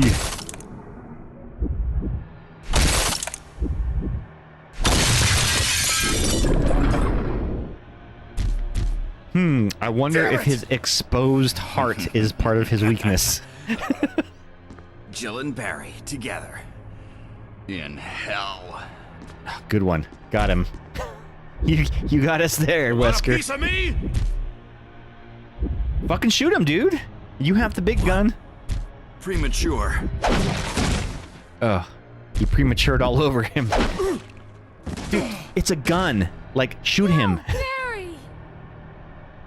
You viral cultured freak. Viral cultured. Good one. Okay. BRB. I'm gonna get some more wine and I'm gonna come back and whoop this Tyrant's ass.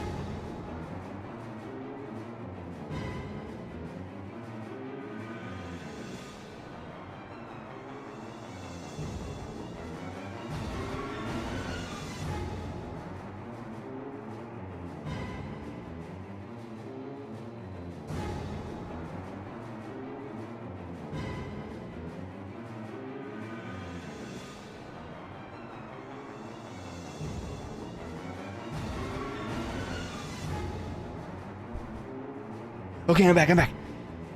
We had a Parents' Day, and I brought my mom.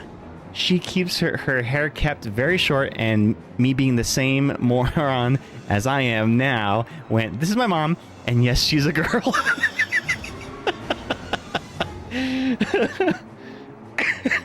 How did your mom feel about that? No, man. It's gonna give me an asthma attack. A great day for mom. I'm sure she was very proud. Oh, wrong gun. Should be using my Magnum. Ah! Oh, fuck. Run, bitch!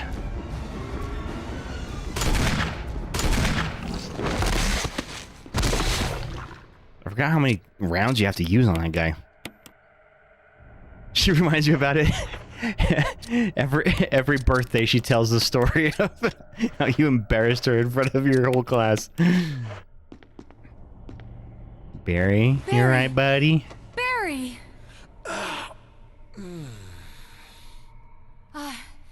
You're okay. Jill, sorry. That was careless of me. Wesker. Yeah, it really was, Barry. You should be better than this. He's gone. First, let's just get out of here. We're a guilting kind of family. Oh, dude, mine too. Whenever, like, me and my siblings are around, it becomes a thing of, like, remember when you did that thing as a kid and then we just...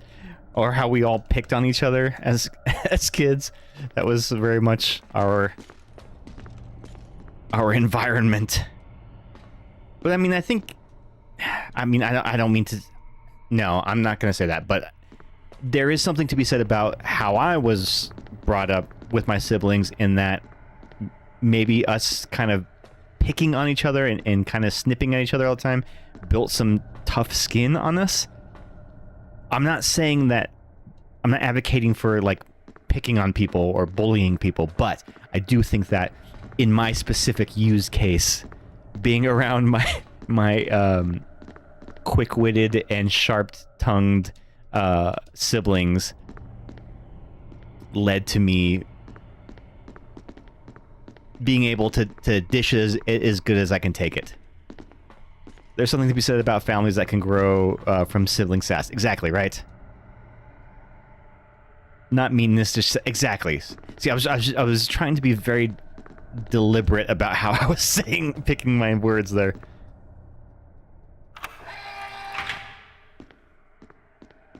The electronic lock has been released. I think technically you can still release the lock and then just leave the room without having to fight the tyrant, but I do think that Barry dies. I think we might get the best ending. Self-destruct system has been activated. All personnel must evacuate immediately.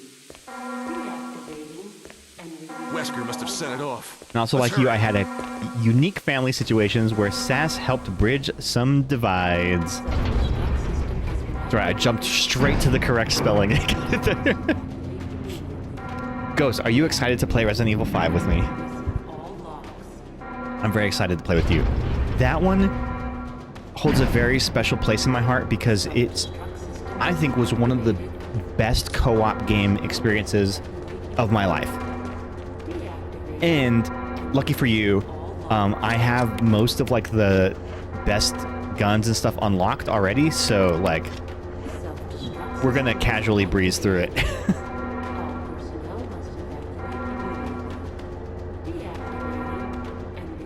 Should I practice beforehand, or do you want to see me fart? I think we should fart our way through. But what we should do, though, is set up a preliminary, just technical test to make sure that everything's running correctly. And everything, like, there's no issues. Hey, Ricky, welcome back. I heard they might be I think they're going to remake every game in the series. I really think that Resident Evil 0 and Code Veronica are the two games that would benefit the most from a remake, because those are the two games that were the most hindered by just poor implementation of the mechanics that they were trying to, you know, push out in those new games. They just did a bad job implementing them. But can you imagine Resident Evil 0 as a true, like, co-op experience? Without the stupid inventory issues, like, that could be cool. And done in the style of the Resident Evil 2 remakes and Resident Evil 3 remake, that could be kind of fucking dope. Alright, here's where we get our boy.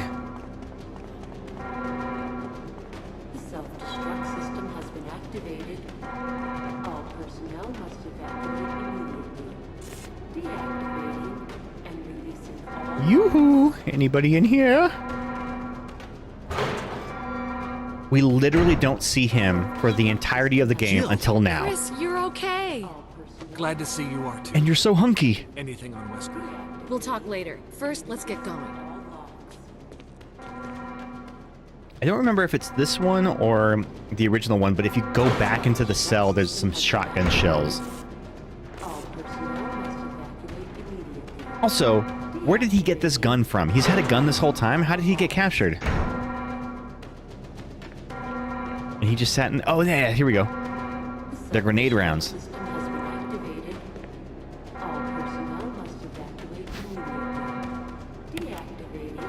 Yeah, I would definitely play a remake of Resident Evil Code Veronica or Resident Evil 0.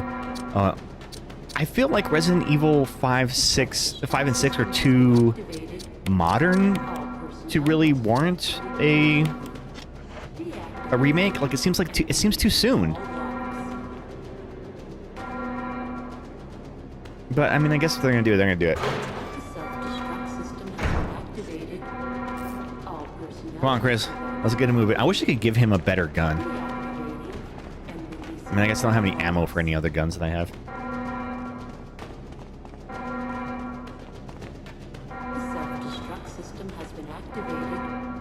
The self-destruct sequence has been activated. Come on, let's go. Where do you think I'm going, dude? Do you think I'm just fucking running laps in this lab for my own health? They need to fix the split screen on 5. It's a small strip on... But when you play online, it's not split screen, right? We get the whole screen? Oh god. I've been promising that I'm going to be playing Resident Evil 5, but if it's... No, just the capture. Okay, okay. Yeah, gotcha. I'm picking up what you're putting down. Yes. But I mean... How else do you really pull off? I don't know. Yeah, they could have probably done it better. But they were just trying to maintain like the widescreen aspect ratio, I think, and I think that's probably why they did the split screen like that. And it's just those weird little slivers. And then there's just like the blank spots next to him. All right, guys, this is the final boss fight.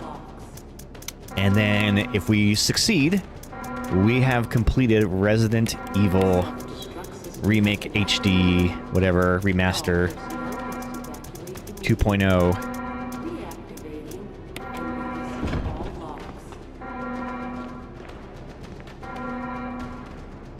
Save the progress here. Ready to rumble. Let's go. Let's get it. And then Ghost, remind me at the end to activate the death counter so we can see how many times I've died while playing this game. Hey, what up, Mela?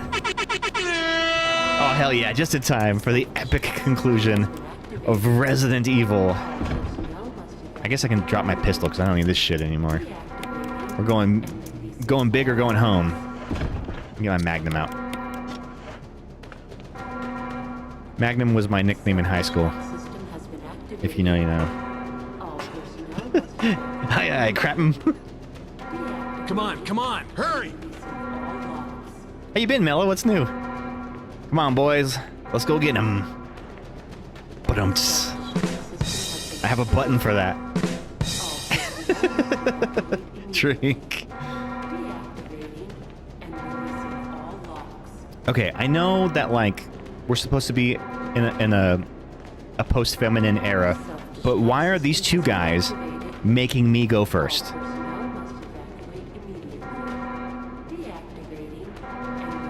That's a little jerky, right? Oh, nothing much. Got a lot of stuff going on at work. Good stuff or bad stuff? Man, let's see what's got here. This is a ladies. This is a very ladies first situation. Is it because they're scared? You go that way. I'll go home. Ladies are the best against zombies. You know, that is true. I mean, I would say in most horror situations, especially horror movies, like, your chances of survival drastically increase if you are a woman. The final girl trope is always there's never any final guy tropes. So, like, as a guy, I'm probably gonna get it in if I was in a horror movie. And being a racial minority, I would probably be the first to get killed.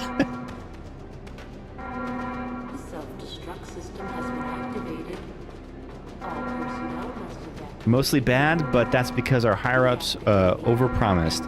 Ah, jeez. I'm sorry, dude. So you're just like... Where's the battery? You just keep him super busy? And yeah, I know what that's like. Work for me has been incredibly busy. But a lot of big things are happening, so it's kind of exciting at the same time. But, I'm a supervisor, and so, like, a lot of stuff falls on me to have to do. So that means that it's just extra work on my end. We can make it. Jill, ladies first. We are scrambling ATM? Yeah, dude. Too? All right. We'll rendezvous at the heliport. We'll rendezvous at the heliport. Rendezvous is a weird word to read. Have there ever been any words that you've read only in the book, and then when you heard it pronounced for the first time, you're like, that's the word? That's how you say that? Very, very specific story I'm about to tell. When I was in 4th grade, we were reading Charlotte's Web, and it was the first time in my life I ever saw the word unique written, and in my head I was pronouncing it Unique. And that word is used a lot in Charlotte's Web, so I'm like, Unique? What the hell does unique mean? And then, like, they did that thing where they let people take turns reading in class, which also, for somebody who can get anxious, like socially anxious, that fucking terrified me. But there was a girl in the class who was like one of the best readers, and she was reading out loud, and she read it as unique, and I was like, oh, that's how you say it. It'll be nice once we're through, and I will feel accomplished when it's over, but whew, hey man, work hard, play hard. Whenever you finish that project or whatever that you're working on, I hope that you celebrate. Facade. Yeah, facade. Yeah. How did you pronounce it? Fakeade? I read high fantasy. That is my life. Oh my god, I can't even imagine. Everything is just... how much trouble I have on this stream just pronouncing the names of Pokemon. Like, there is no consistency there. Presbyterian. Oh, that's a good one too. Signal rockets. All right, so we have less than 2 minutes to win this fight. Let's see, gang. Should we start a prediction here, Ghost, on whether or not we succeed? I mean, I've got some Magnum rounds, I've got grenade launchers, I've got healing items, I have the self-defense gun. I think I'm pretty stacked here. No, you don't have to do it. I was just kidding. The amount of mumble through sentences in my head while reading is crazy. Do you ever do that thing when you're reading a book that, like, your mind starts wandering and then you're, like, just reading on autopilot and you get to the end of a page and you're like, wait, what the fuck did I just... What did I just read? And then you have to, like, go back and reread it? That happens to me sometimes.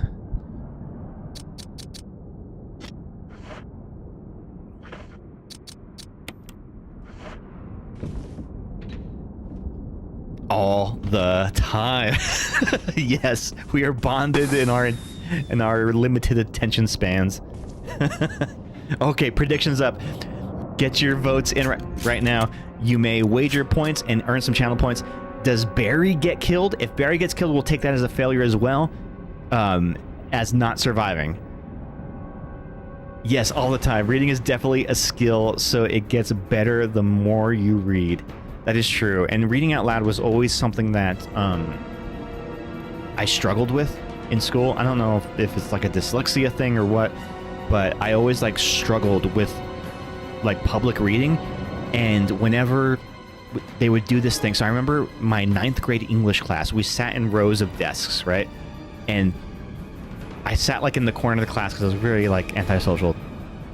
And she would do this thing where she'd be like, okay, we're gonna go down each row and everybody reads a paragraph of whatever book that we're reading. And it was just like the biggest anxiety attack that you could have, because you know it's getting closer and closer and closer to being your turn to read out loud, and I would just die a little bit inside every time. And then I would kind of just like go, you know, mind blank and just reading. All right. We've got about 10 seconds left to get your predictions in. How cooked am I? Is that what you called it? Dang, Ghost. The music with this story is amazing. It's setting the mood. All right. All right, you've got about 10 seconds left. Get your predictions in. You may wager as many channel points as you want. Love you too, dude. Yeah, that is... You may not be able to tell from me, but I get very socially anxious, and in fact, in like situations where I have to, you know, talk to people I don't know or to be performative, I get very, very nervous. In fact, Ghost, when your guys' company came over to my work and I had to give my pitch to them and stuff, I was very nervous the entire time, because I feel like I start rambling and then I feel like I'm just speaking nonsense at that point. Dude, I was meeting a different you. Well, you've never seen me in my work capacity, so that's definitely different. Thumb is rewrapped from watching it again. Oh no, you cut it with paper? Dude, I got a paper cut the other day too. I forgot which finger, but like I felt it and I'm like, oh, that's gonna be a paper cut. And then it started bleeding. Fake it till you make it, yes. But also very much the same. All right, the predictions are in. Here we go, gang. Let's see who wins some channel points. Hey, fucko, over here. Leave Barry alone. Wait, is Chris dead? What the fuck? Wait, why is Chris dead? Hold up. Hold up. When the fuck did Chris die? Oh, he's just unconscious. Okay. Oh, fuck.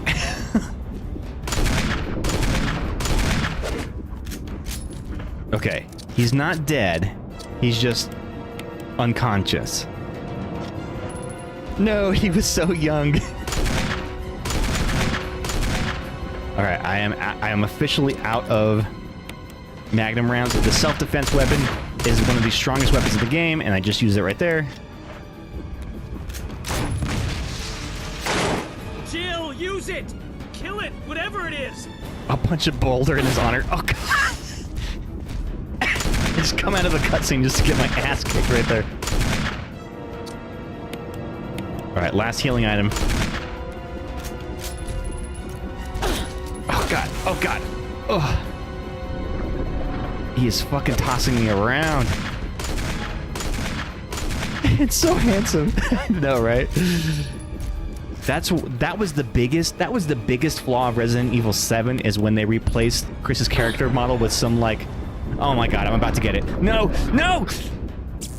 Barry, you fucker, help me! God damn. Barry has the response time of a freaking tree snail. You want stars? I'll give you stars. Oh shit.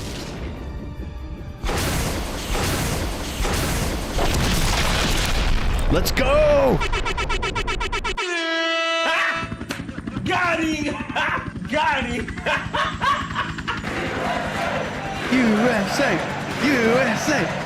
USA! We did it, gang. We got him. He almost got me. He almost got me. I had to get that close to it to pick up the rocket launcher. That's the only way to get the rocket launcher. Barry really just tried to watch you die there. He really did. He was like, this probably is how it should end. But what's the deal? Did Chris live? Okay, yeah, he's all right. Now he wakes up. Thanks for all the help, Chris. Jeez, we really could have used you back there. He slept through the whole boss fight. Aww, how cute.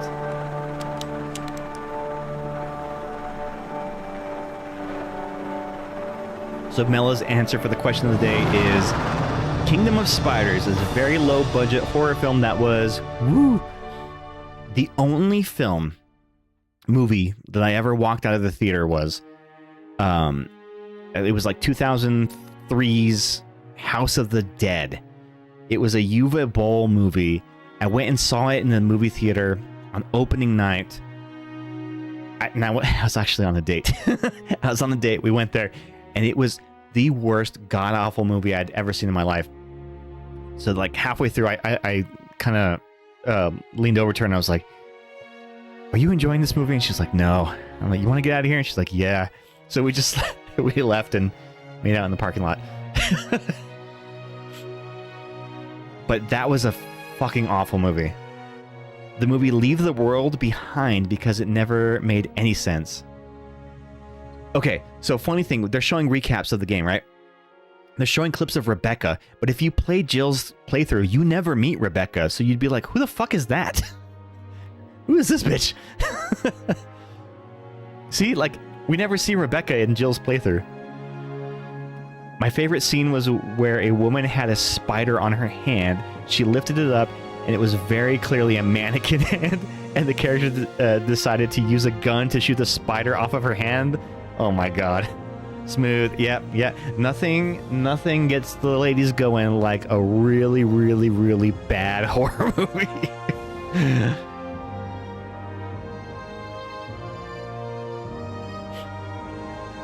TMI, but I actually ended up losing my virginity to that girl.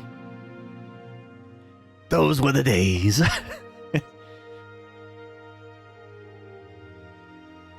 Not in that same occasion, though. That came later. No, it was not that night in the parking lot of the Cineplex. No, but the story of that is Jill, equally as embarrassing. Fine job. Creatures dispatched 95, ammo used 624, 21 ink ribbons, 21 health items. Playtime 8 hours and 23 minutes. Jeez, I spent a lot of time lost in this game. Ghost, can we get a final count on the death counter? How many times did I die during the playthrough of this Resident Evil HD remaster remake? Re-everything. 6 times! 6 times. Oh man, we should have made an over-under bet. 6 times died during this game. And this is a game I have beat several times. But when you step away from the game for long enough, you completely forget everything about it. Like, at the time when I was grinding this game to try to get all the unlockables, I could speedrun this game in like 2 hours, and I could draw you a map of the mansion. Like, I was just so like, okay, I know where everything is now. But then you put the game away for, you know, a couple of months, and you come back to it, and you're just like, what am I supposed to do again? Where do I go? Yeah, it's rough. Kingdom of Spiders is on YouTube if you ever feel like watching it. My biology teacher played parts of it for us during half days. Ooh, interesting. I might have to look that one up. And we did it, gang. Yay! We have beat Resident Evil. So I'm not going to do a full playthrough of all of the series because that would take me forever, and I just don't have it in me to play some of those games. But we are going to play Resident Evil 5 next, and I think Ghost will join me with that, because that game, again, if you are playing co-op, it's a heck of a lot of fun, and it may be more enjoyable to watch because it's a little more dynamic, it's a little more action oriented. It might be more fun as a viewer to like watch that game going than some of the slower paced one. You're with me, Captain. Okay, before we get out of here though, we have a little bit of time. Usually I start cutting the stream down around like 9 p.m., especially if I have to work tomorrow, and I do have to work tomorrow, but should we open a Pokemon pack or two? We have a little bit of time, right? Should we rip some packs, gang? I still have a little bit of wine left, so I gotta finish this. Do it! Alright, well, since if you're gonna twist my arm... Let me get my camera in place real quick. Let's nerd out! It's 11 p.m. for you? Oh my gosh! Yeah, so it's about to turn... It's 8:55 where I am. Where's my playmat?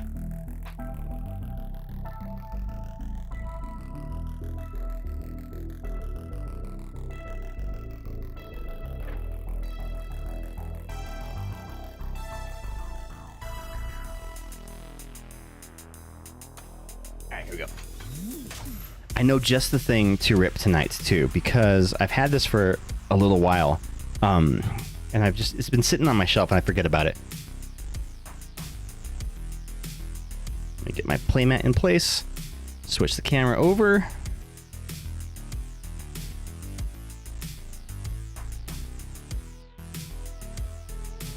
I love this playmat. I take it to the local tournaments and stuff in hopes that somebody will ask me about it, and I can like plug the stream, but nobody ever asks me about it. Also 8:55 here. Hey, same time zone. Let's go.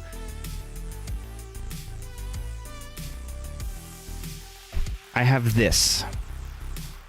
I have a Professor Juniper premium tournament collection. So usually these tournament collections come with like a deck box, some special promo cards, and a couple of packs. I think these are some older packs from the Sword and Shield era, so none of these cards would be useful in competitive play, but we're looking for hits. So let's rip this bad boy open. You need a little button that says, ask me about my mat.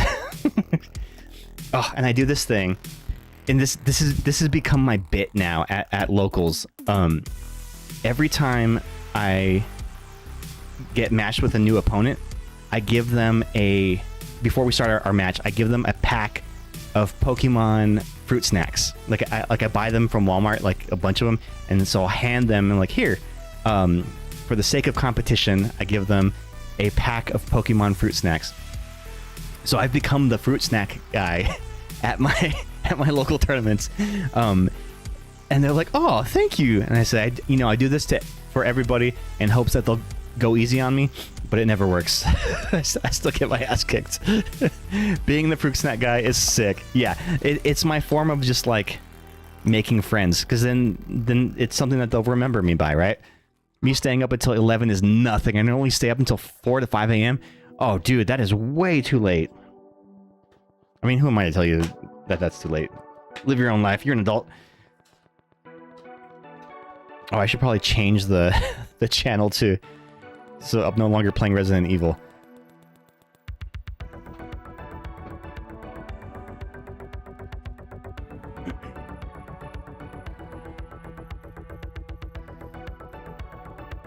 There we go. Had to change the stream over. Someone's gonna like join this stream accidentally and be like, "This doesn't look like Resident Evil. That's false advertisement." They'll report me to Twitch. It's really not. You don't get tired. Oh my goodness. I could go for some fruit snacks.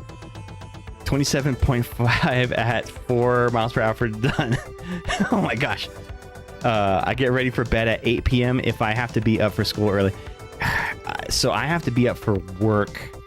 I usually my alarm goes off at like 5:30. But I usually don't get out of bed until 6 because it's hard for me to get up sometimes. And I have like a 20-minute commute to work. But if you're ever looking for fruit snacks, Walmart.com has them for pretty cheap. Like for $5 you can get like 20 Pokemon fruit snacks. All right. So in this Professor Juniper box, we have a couple of condition markers. I do not have these ones. These are shiny and cool. I like those. We have a Professor Juniper coin. Ghost being the resident Pokemon lore expert. What game is Professor Juniper from?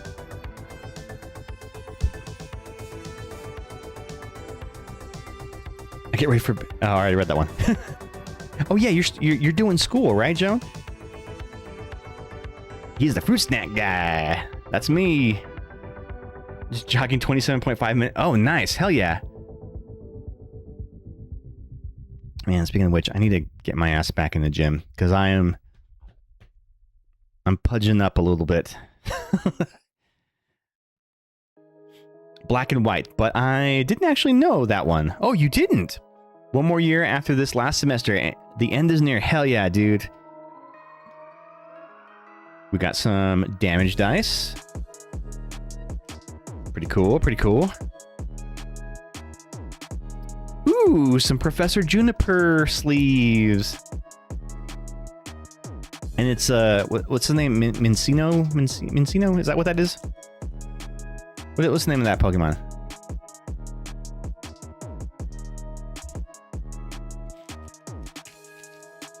Me too, my friend. Me too. All right, yeah, but it's just so hard to get like motivated to go to the gym. But I need to do it. Like, I know once I do it and I start working out regularly, then I don't regret it. But I've been working really hard lately, and I've been staying late lately at work, so it's just hard to find like motivation after work to like work out. But what I need to do is I need to do it more on the weekends. Is what I need to do.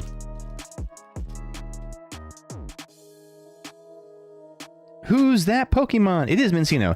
All right, so here are the promos. Let's open the promo pack first.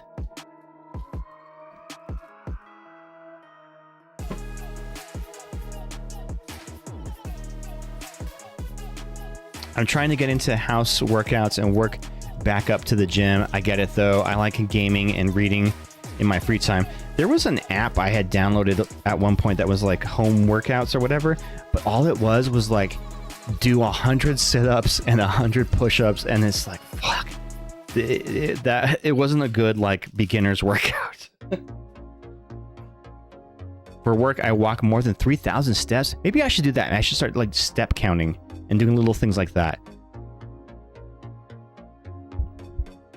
You use Fit On. It's a amazing. Okay, Fit On. I might have to ask you that later because I'm probably gonna forget it. But I would love to like try something like that out.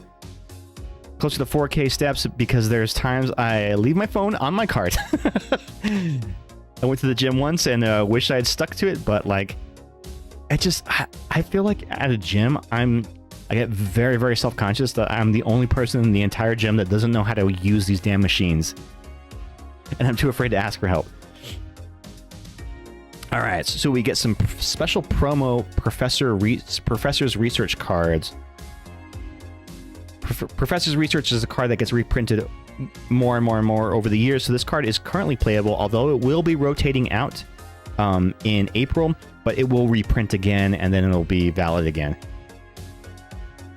I have to be distracted to exercise. I have a streamer up on the monitor, a GBA and music going. Hey, if that works for you, dude, hell yeah. In fact, I should probably do that. Like, for a while I was doing, after work, I was doing the recumbent bikes because I really like those ones. And I would do like 13 miles. And I was watching like Game of Thrones or, you know, whatever show I was into at the time. I would just put up on my phone and watch it like that. But then sometimes every show now has like sex scenes. And so like I feel really weird being at the gym at my work and then just like watching something in my coworker see that it's like a sex scene. You're pretty shy. Oh, I can be shy too, dude. I'm right there with you. That's literally everyone in the gym half the time, unless they've been there for over a year. Okay, well, that makes me feel a little bit better, actually. Ooh, we got two of them. Two of the Professor's Research promos. I have a Planet Fitness membership that I enjoy. I did have a Planet Fitness membership for a while, but it was impossible to cancel that thing. I actually had to call my bank and tell them to not accept any further charges from them. They were trying to say that I needed to mail them a notarized letter that I was canceling my membership. I did weightlifting for over a year, and then my second year of school got me out of it. Weightlifting, nice. I felt good, so I do miss it. Yeah, I need some tips on weightlifting. I don't think I've ever really done weightlifting. I used to be a very, very skinny kid growing up. When I graduated high school, I was 130 pounds and 6 feet tall. So, like, I was a very thin guy. Ooh, look at this. Look at that promo. Oh, that's gorgeous. I don't know. Professor Juniper. All right. All right, Professor. How can I earn some extra credit? She is cute. Let me see if I can give you a close-up on it. You can see the texture of the card. It's kind of like a fingerprint. It's got like texturing on it. I'm not sure how well that comes through on camera, but very, very cool.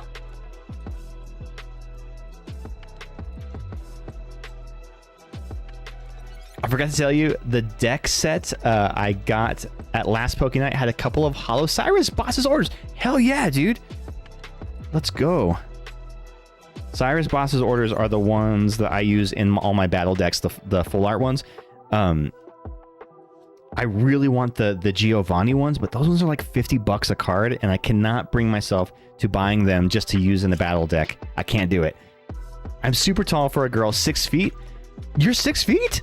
Wow. So weightlifting made me feel good and toned, and toned my long ass body. Hashtag ass body. I didn't know you were 6 feet. You look so much smaller on camera.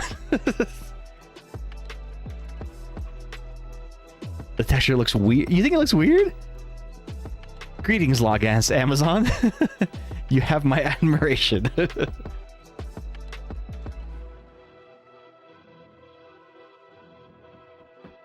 Yeah, that's funny. I've always wondered how tall I looked on camera. Like, if you didn't hear me just tell you how tall I was, how tall would you think I was just by seeing me on stream? Also, how old do you think I am? How old does everyone think? Do you think I look on camera? I'm very, very curious about that. Okay, we also get a vertical deck box. So I've opened a couple of these premium battle packs or whatever, and the other two I've opened had the horizontal deck boxes, which they always stuff the packs in here. Man, they stuff them in here. I can't answer that without sounding like an ass kisser. Well, you know me in real life, dude. That's cheating. 5'11", 6 foot, and 35. Ooh, okay. Very close. Very, very close. I am exactly 6 feet tall. and I am 38 years old. I turned 39 this July. Siesta la vi. Exactly, Ghost. Siesta la vi. That's a phrase that you could read in a book and not know how to say it. All right, so these are some older era cards. So we've got Sword and Shield, Brilliant Stars, Brilliant Stars, Brilliant Stars, Fusion Strike, oh shit, Evolving Skies, and Chilling Rain. Can I get a price check on what a pack of Evolving Skies goes for right now? Somebody let me know. That this is like a $40 pack right here in my hand.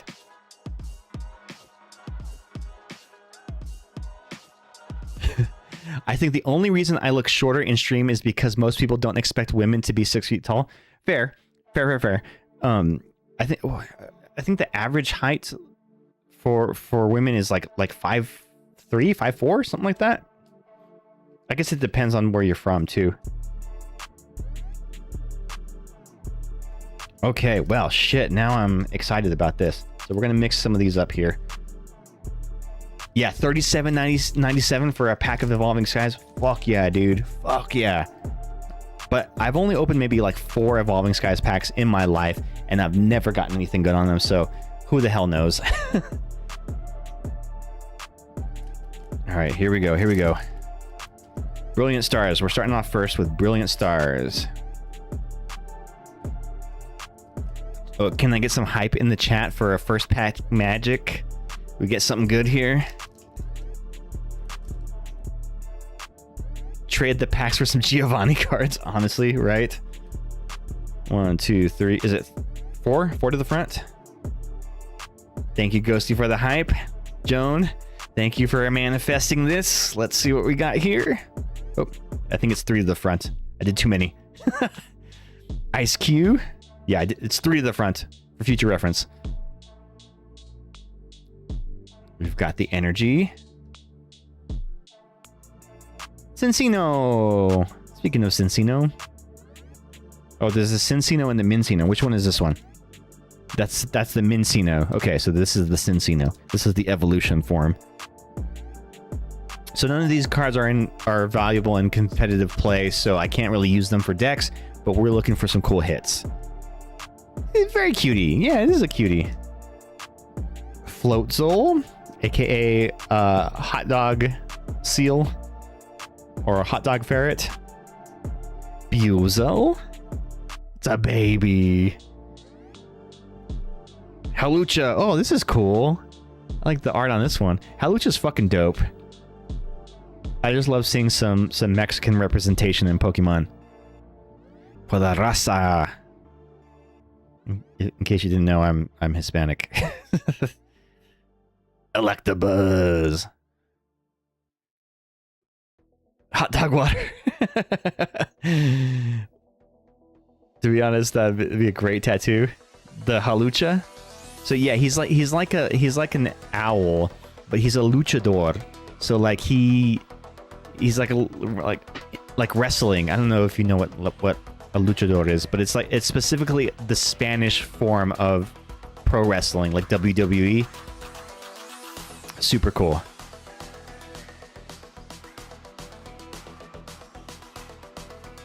Bidoof. Oh, Bidoof. Clefairy. I can hear the theme song for Mucha Lucha now. I never watched that show. Was it good?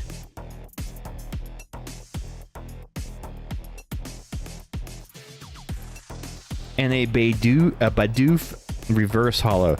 So I have from the Pokemon Go packs, I pulled a Bidoof, but in the corner there's a little Ditto logo.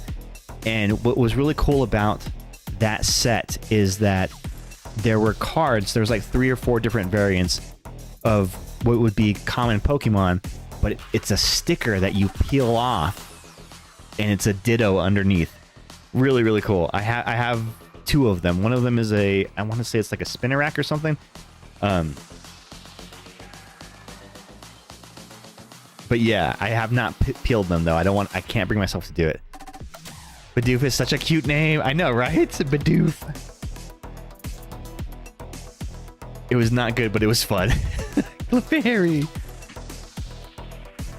All right, this is a Fusion Strike. So again, another card from the Sword and Shield era. So we're looking for hits since we can't play with any of these cards in rotation right now. They have all since... Wait, I did 3 to the front. What the fudge? Maybe it is 4 to the front. Maybe I just miscounted. Let me just adjust the focus here. Simipour. Metapod. Exoskeleton. This Pokemon takes 20 less damage from attacks. Oh, that's nice. VIP Battle Pass. Oh, Meowth. Look at him. I love a good Meowth. There's a new Meowth EX card that's going to be coming out in perfect order. That is... Everybody's already saying, like, it's going to be goated. It's a card that you're going to put in every deck. When you place him from your hand onto your bench, you can draw any supporter card from your deck. It's a very, very, very useful card. Are you putting some of them in sleeves? I put any of the ones that are holographic in sleeves just to preserve them. The rest of them are not holographic, so I do not put them in. Winking, so cute. I know, right? Look at him. And it kind of looks like he's dancing. Look at him. He's just like, I'm a cat. He's just dancing. He's just a little dancing guy. Onyx. Oh, I need to show you guys this.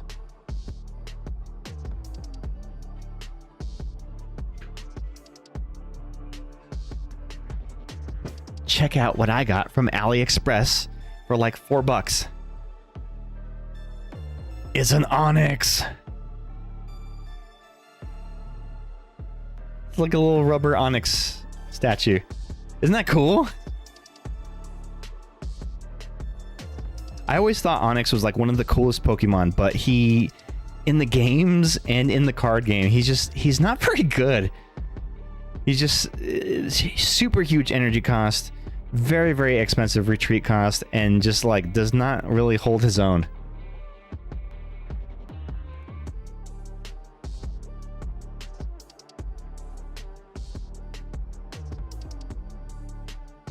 Let him sit back there with Archie. He does rock. Oh my god. That's it. You're banned. We ban you. You are banned. You're banned. You're banned. You're banned. That is a very bad pun, and I'm here for it. It's very reminiscent of Pokemon Snap. Oh, dude, I fucking love Pokemon Snap. Shroomish. Little shroomy boy. Klefki.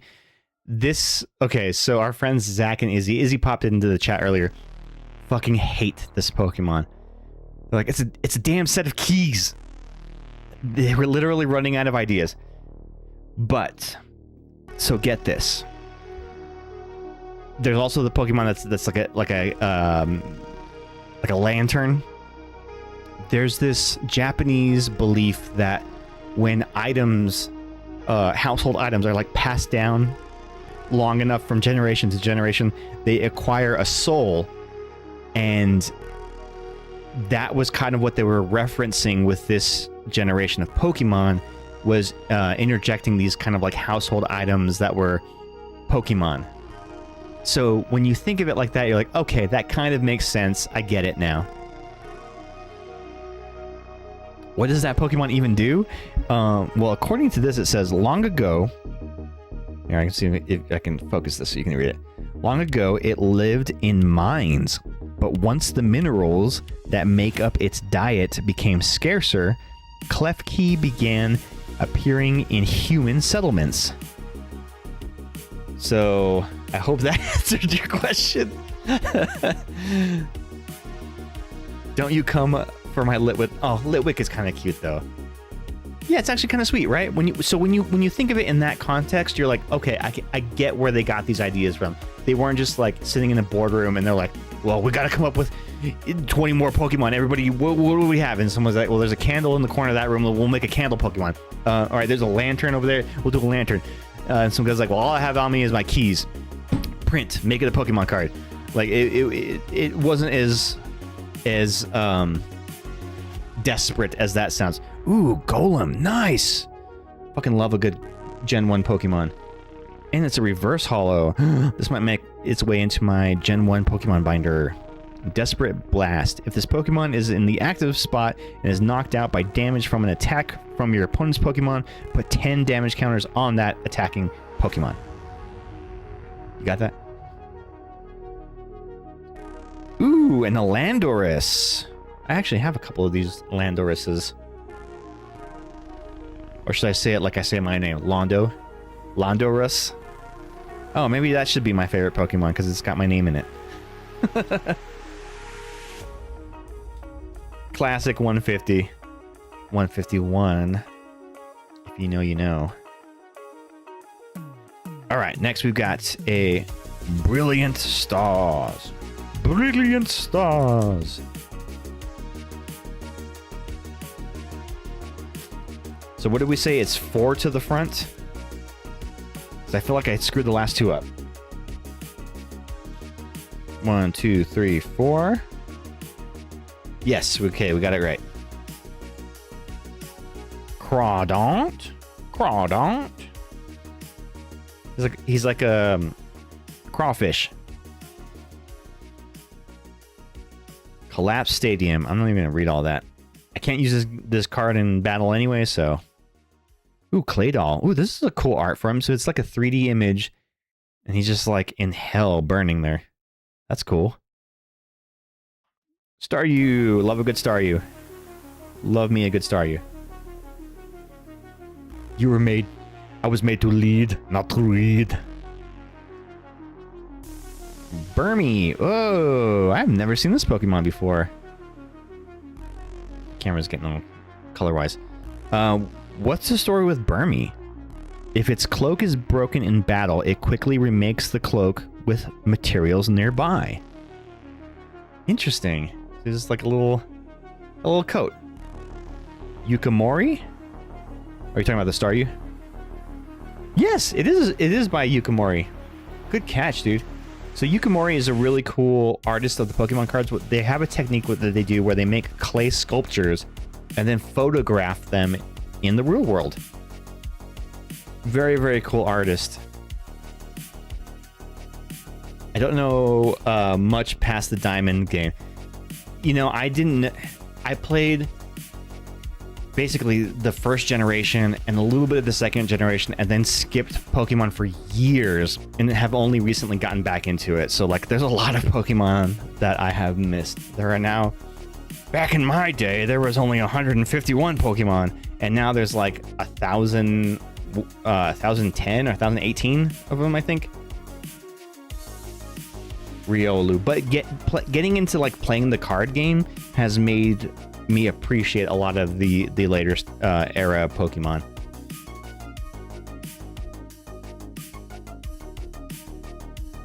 Magmar. I love this Magmar one. I have a couple of these ones. Sure, Grandpa, let's get you back to bed. Screw you. Impidimp. I know absolutely nothing about Pokemon. Well, that's great because I'm educating you on Pokemon through the stream. Oh, guys, we have our first illustrated rare card. I think it might be a trainer gallery. Ready for it? Drum roll. I need a drum roll button on here. I have all these other fucking buttons. Nope, that's not the right one. I need a drum roll button. We have... Ooh, Oranguru. Whoa, look at this. He's like the lazy orangutan. Huzzahs, look at him. Super cute. Look, so he's like lounging right here, and then his trainer in the background is lounging on the hammock back there. That's super cool. Ghosty, do you want to give me a price check on this one? It is Oranguru, TG12 out of TG30. So you can see that right there on the card. TG12 out of TG30. Ooh, it's pretty. I love that there's like so many different colors in it. It's a very colorful card. It is not a SIR or special illustrated rare. The special illustrated rares are the ones that have the texture on them. This one is just hollow all over. It's a rainbow. It kind of is, yeah. About $2. Hell yeah. Hell yeah. Retirement, here we come, baby. Animag Mortar. Oh, look, he's got the Electivire in the background, too. Still very pretty. Any cards that I get that are like the big hits, I will not only sleeve them, but put them into a hard plastic top loader card as well. Sleeve as well. I've been watching different videos and I have so many vocal stems now. My friends are so annoyed with it. What's your most used vocal stem? I feel like I have a lot of Simpsons quotes that are vocal stems.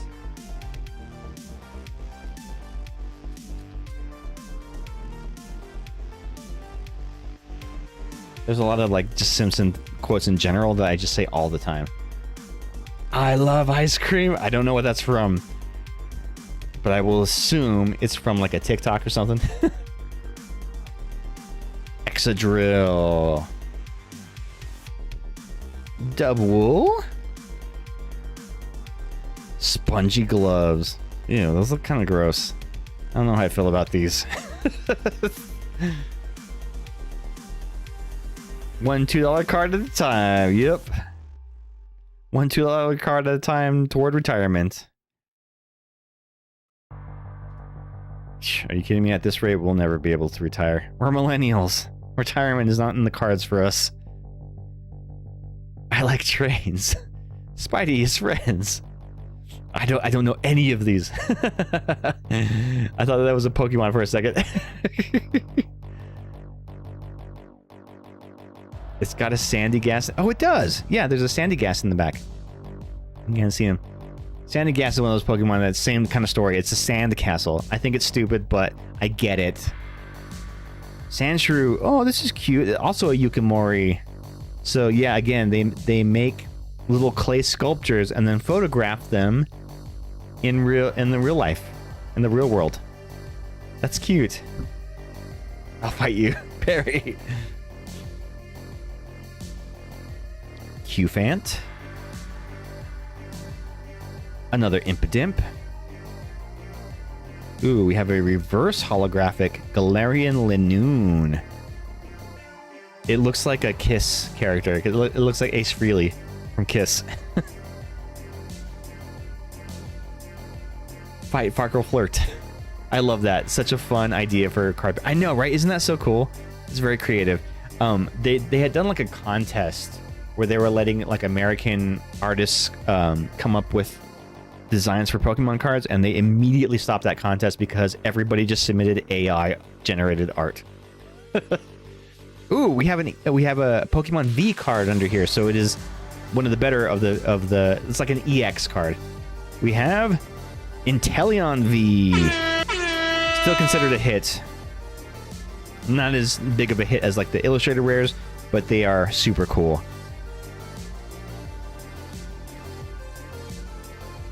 That's your son. Hey, ads. Oh shit, are you on an ad right now? I'm sorry.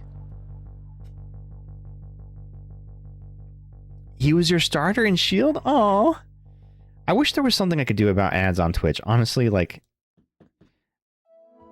I just turn on the auto ad manager because I was running ads myself, but it's a lot to kind of keep up on, and I feel like doing it automatically is the best way to do it. There's also AAA, a little shoulder dance.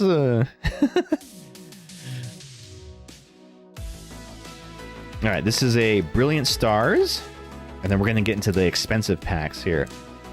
What does a pack of Brilliant Stars cost at market price? Like if I were to order one on TCG Player, what would a pack of Brilliant Stars run me? Nemesis Stars. It's It's my Nemesis voice. Stars. Did I sound like the Nemesis? Stars.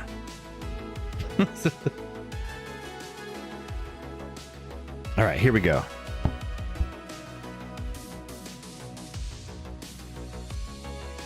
Brilliant stars. We've got. You sure did, bud. Thank you. I probably didn't, but I appreciate you telling me I did anyway, because that does wonders for my ego. Well done. Approximately $10 for stars. Oh wow, $10. That's Destin rivals are worth more on the market than the brilliant stars are.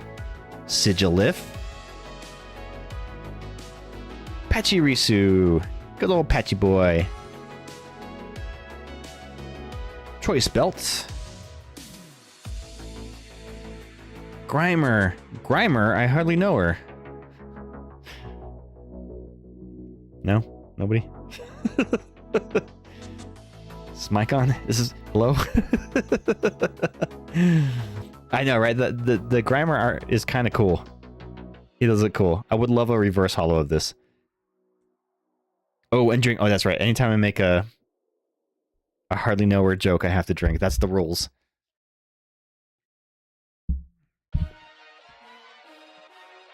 Oh, I hate this song. I need to take this one off my playlist. On my DMCA free stream beats playlist. Farfetched. I love a good Farfetched. How often does this happen? It's kind of one of my bits. So I have three major bits. I have I hardly know her. You know, anytime a word ends in an ER, you just spin it and say, I hardly know her. I have a bit that's, wasn't that your nickname in high school? And I have recently rolled out a new bit that is, wasn't that your high school yearbook quote? So I've just started using that right now. So if you hear anybody using that, they're stealing that bit from me. I created that bit. Wasn't that your high school yearbook quote? Wasn't that your yearbook quote in high school? Yeah. So those are all kind of things, especially if it's like slightly dirty, then it makes it that much funnier. We love bits. All great. Yeah, you got to commit to the bits. Shinx. Shinx is very cute. I love a good Shinx. Cubchoo. I don't like Cubchoo, or the one that it evolves to, because it's like it looks like a cute bear, right? But then I feel like my camera's like overexposing a lot. It's got this giant like thing of snot just like hanging out of its nose. It's kind of gross. I'm not a big fan of the Cubchoos. Wormadon. Ooh, what is this? This evolves from the Burmy. Oh, okay. I have never seen this Pokemon before. That's the thing, is there's been so many different Pokemon that you're always bound to be surprised by one that you've never really seen before. Ooh, and then we got the Bibarel, which evolves from the Bidoof. He actually has a really good at this era that this game this card was usable, had a really good ability. Once during your turn, you may draw cards until you have 5 in your hand. Very, very good ability. It's very much like the Mew EX that is about to rotate out. That you can draw cards until you have 3 in your hand. So it was much better than the Mew. The only thing is you have to evolve into that Bibarel. Is that pink its body? It looks like it's like covering itself up. I really can't tell. Like it's like covering its... Ghost, do you know? You were the Pokemon lore expert. Professor Ghost, what do you say? What say you? It's a bagworm. Oh, okay. There's also leaves?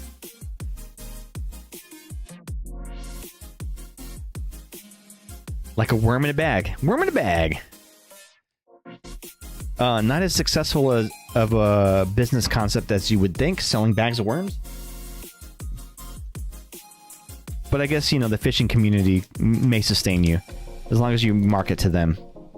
Know your audience, right? That's what you got to do. This is Chilling Rain. What does a pack of Chilling Rain go for on the market? So it's based on these dudes that make these sort of cocoons, but they're scaly and kind of blend in with bark and branches and things. Okay. Fire Energy. This is the most valuable card in this entire set. Just kidding. Imagine. You googled Bagwort. Curlia. Or is it Curlia? $10. All right. All right. Hey, we're moving up in price. All right. The last one was like $9. Justified gloves. These are also... These look like Sailor Moon gloves. You guys remember Sailor Moon? Ooh, and then weeding gloves. Oh, God. Don't remind me. I need to weed my yard.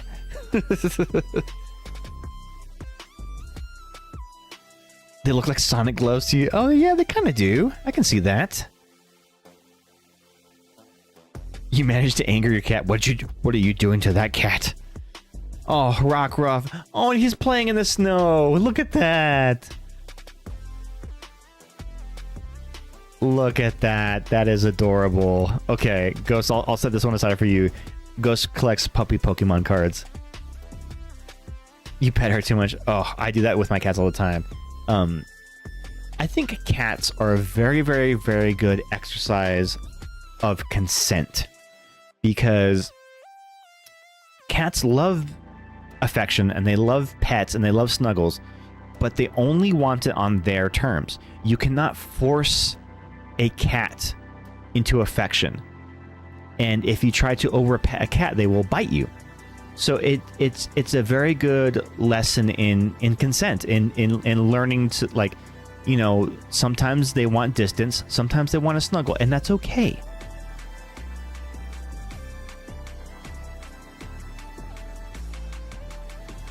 The frustrated sigh I just made. Wait, about the cats or about the Rockruff? Inkay! Inkay's pretty cute. We're getting some cuties in here. Oh, most definitely, my cat is not a great example of that normality. About my weakness to puppy Pokemon. Oh yeah, oh yeah. Hey, but everybody needs a thing for Pokemon, right? If you're just collecting cards just blindly, you'll never be satisfied. But if you have like a theme that you're trying to do, or something that you love, and you collect those things, then it's a fun goal to have. My thing, well, I love Mewtwo cards. That's been my thing. So I collect Mewtwo's. I don't have a lot of them, but I have a good number of them. Then of course the original Gen 1 Pokemon are also my thing. And then there's like a couple of like Pokemon that I just really like. Like for some reason I really like Lapras.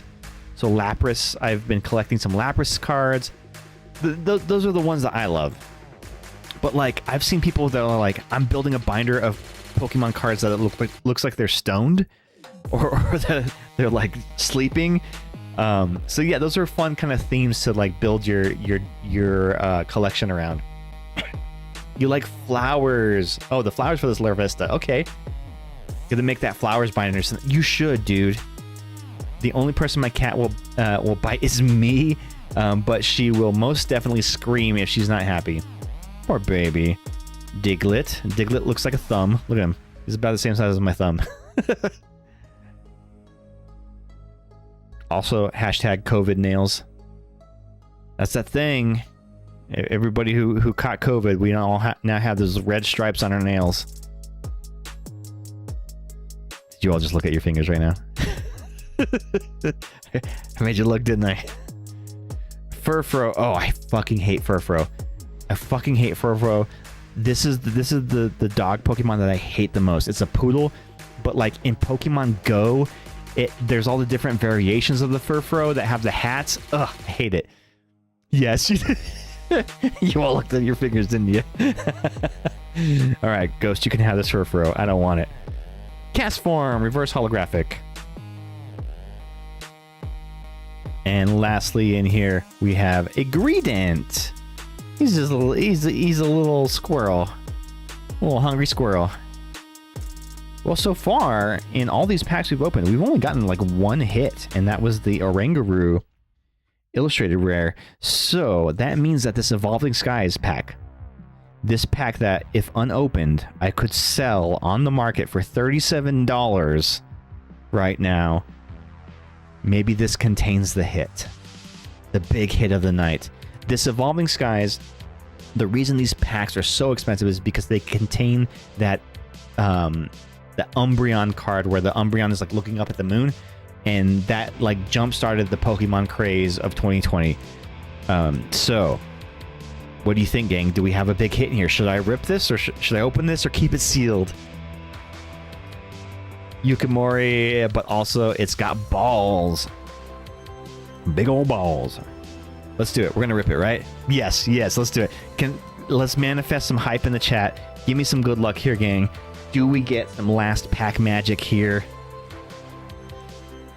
I'm too much of a gremlin to not stop you from it. Well, you know what? That's the thing. Is like, I love knowing the value of Pokemon cards that I pull, but I don't think I'd ever sell any of them. They're for me. I sit like a dragon on a pile of gold that I will never, that will hoard forever. My dragon's hoard of Pokemon product. All right, here we go. Here we go. Last pack. We have a homie who might have had something to say, right? Vigoroth. Hypno. Oh, I don't know about this squat position. That's a little disturbing. I don't know how I feel about this one. This one makes me uncomfortable. That one goes into the shred pile. Full face guard. Slav squat Hypno. Roggenrola. Never seen this Pokemon before in my life. What am I looking at here? It's like a little anus. It's like a little anus ball, right? Is that what I'm looking at here? Yeah, it's a little rocky butthole. There you go. It's a rocky butthole. He just needs a cigarette and a beer, right? Just chilling out there, the Hypno. Yeah, I don't know about this thing. I don't know about the rock anus. Oh my, exactly. Like, where is that? Its face? Is that its eye? Is that its mouth? Is it the cloaca and that it just has all of them rolled into one? What the fuck am I looking at here? What is this thing? I don't know about this one. No spec. It's the anus. The absolute anus of that Pokemon. The Roggenrola. Bergmite? It's like a little iceberg Pokemon. Or technically it's the Ice Chunk Pokemon by its Pokédex entry. Oh, the Nickit. Very cute. This is like a little cute fox. I like this one.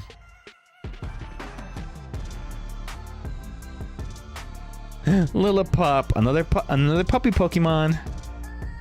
Ghosty, would you like this one for your dog pound? Is that what you call it? The dog pound?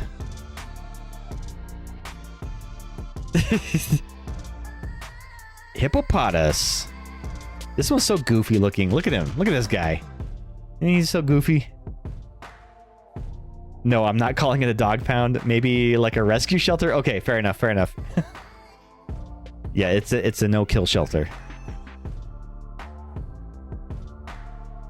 Ooh, Galarian Articuno. Ooh, cool. Cruel Charge. When you play this Pokemon from your hand onto your bench during your turn, you may attach up to 2 Psychic Energy cards from your hand to this Pokemon. Psylaser. Discard all Psychic Energy from this Pokemon. This attack does 120 damage to one of your opponent's Pokemon. Okay, that's not bad. Yeah, this one looks kind of cool. And then, lastly, we have the Tropius. Nothing big tonight. I should have sold that card on the market and got $37 because the one holo card was the Galarian Articuno. This thing can't be worth more than 50 cents. But it is pretty still. We don't do this for the monetary value. We do this for the love of the Mons. All right, gang. Well, it is that time. Time for me to go to bed because I have to work tomorrow and it's going to be a long day. Actually, no, it won't be too long. Well, it might be. Our HVAC unit has broken in our building, so we have gone without AC for 3 days now, and it is fucking miserable. It was like 82 degrees in my office most of the day, and I couldn't do it. And it was killing me. I was begging to go to a meeting at another building where I didn't have to be in my fucking building. It was rough. All right, let's set up a raid here. Who do we got? Who do we got streaming tonight?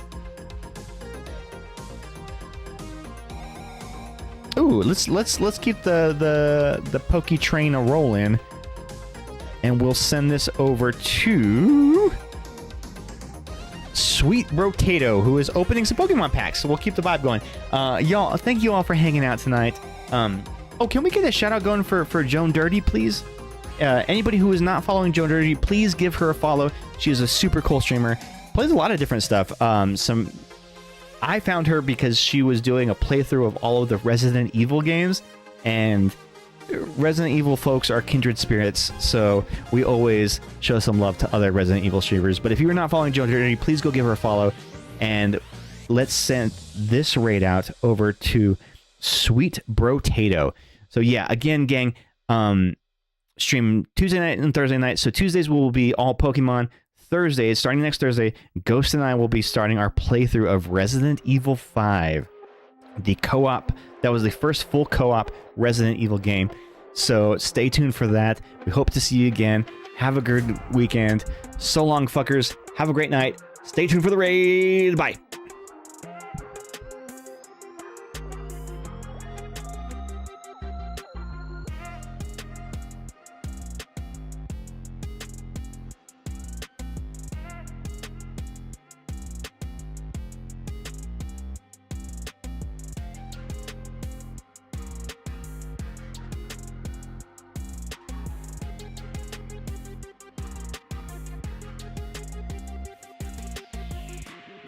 They murk a drug kingpin like a... Oh, shit.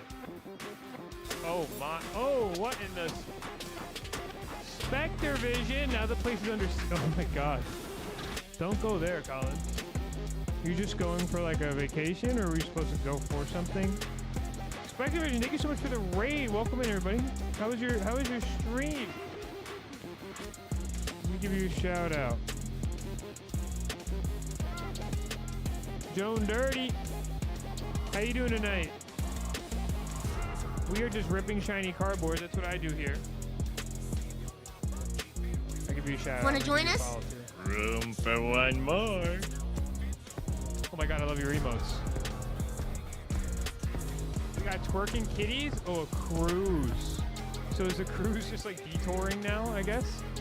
They're just adjusting? Or was the whole cruise canceled?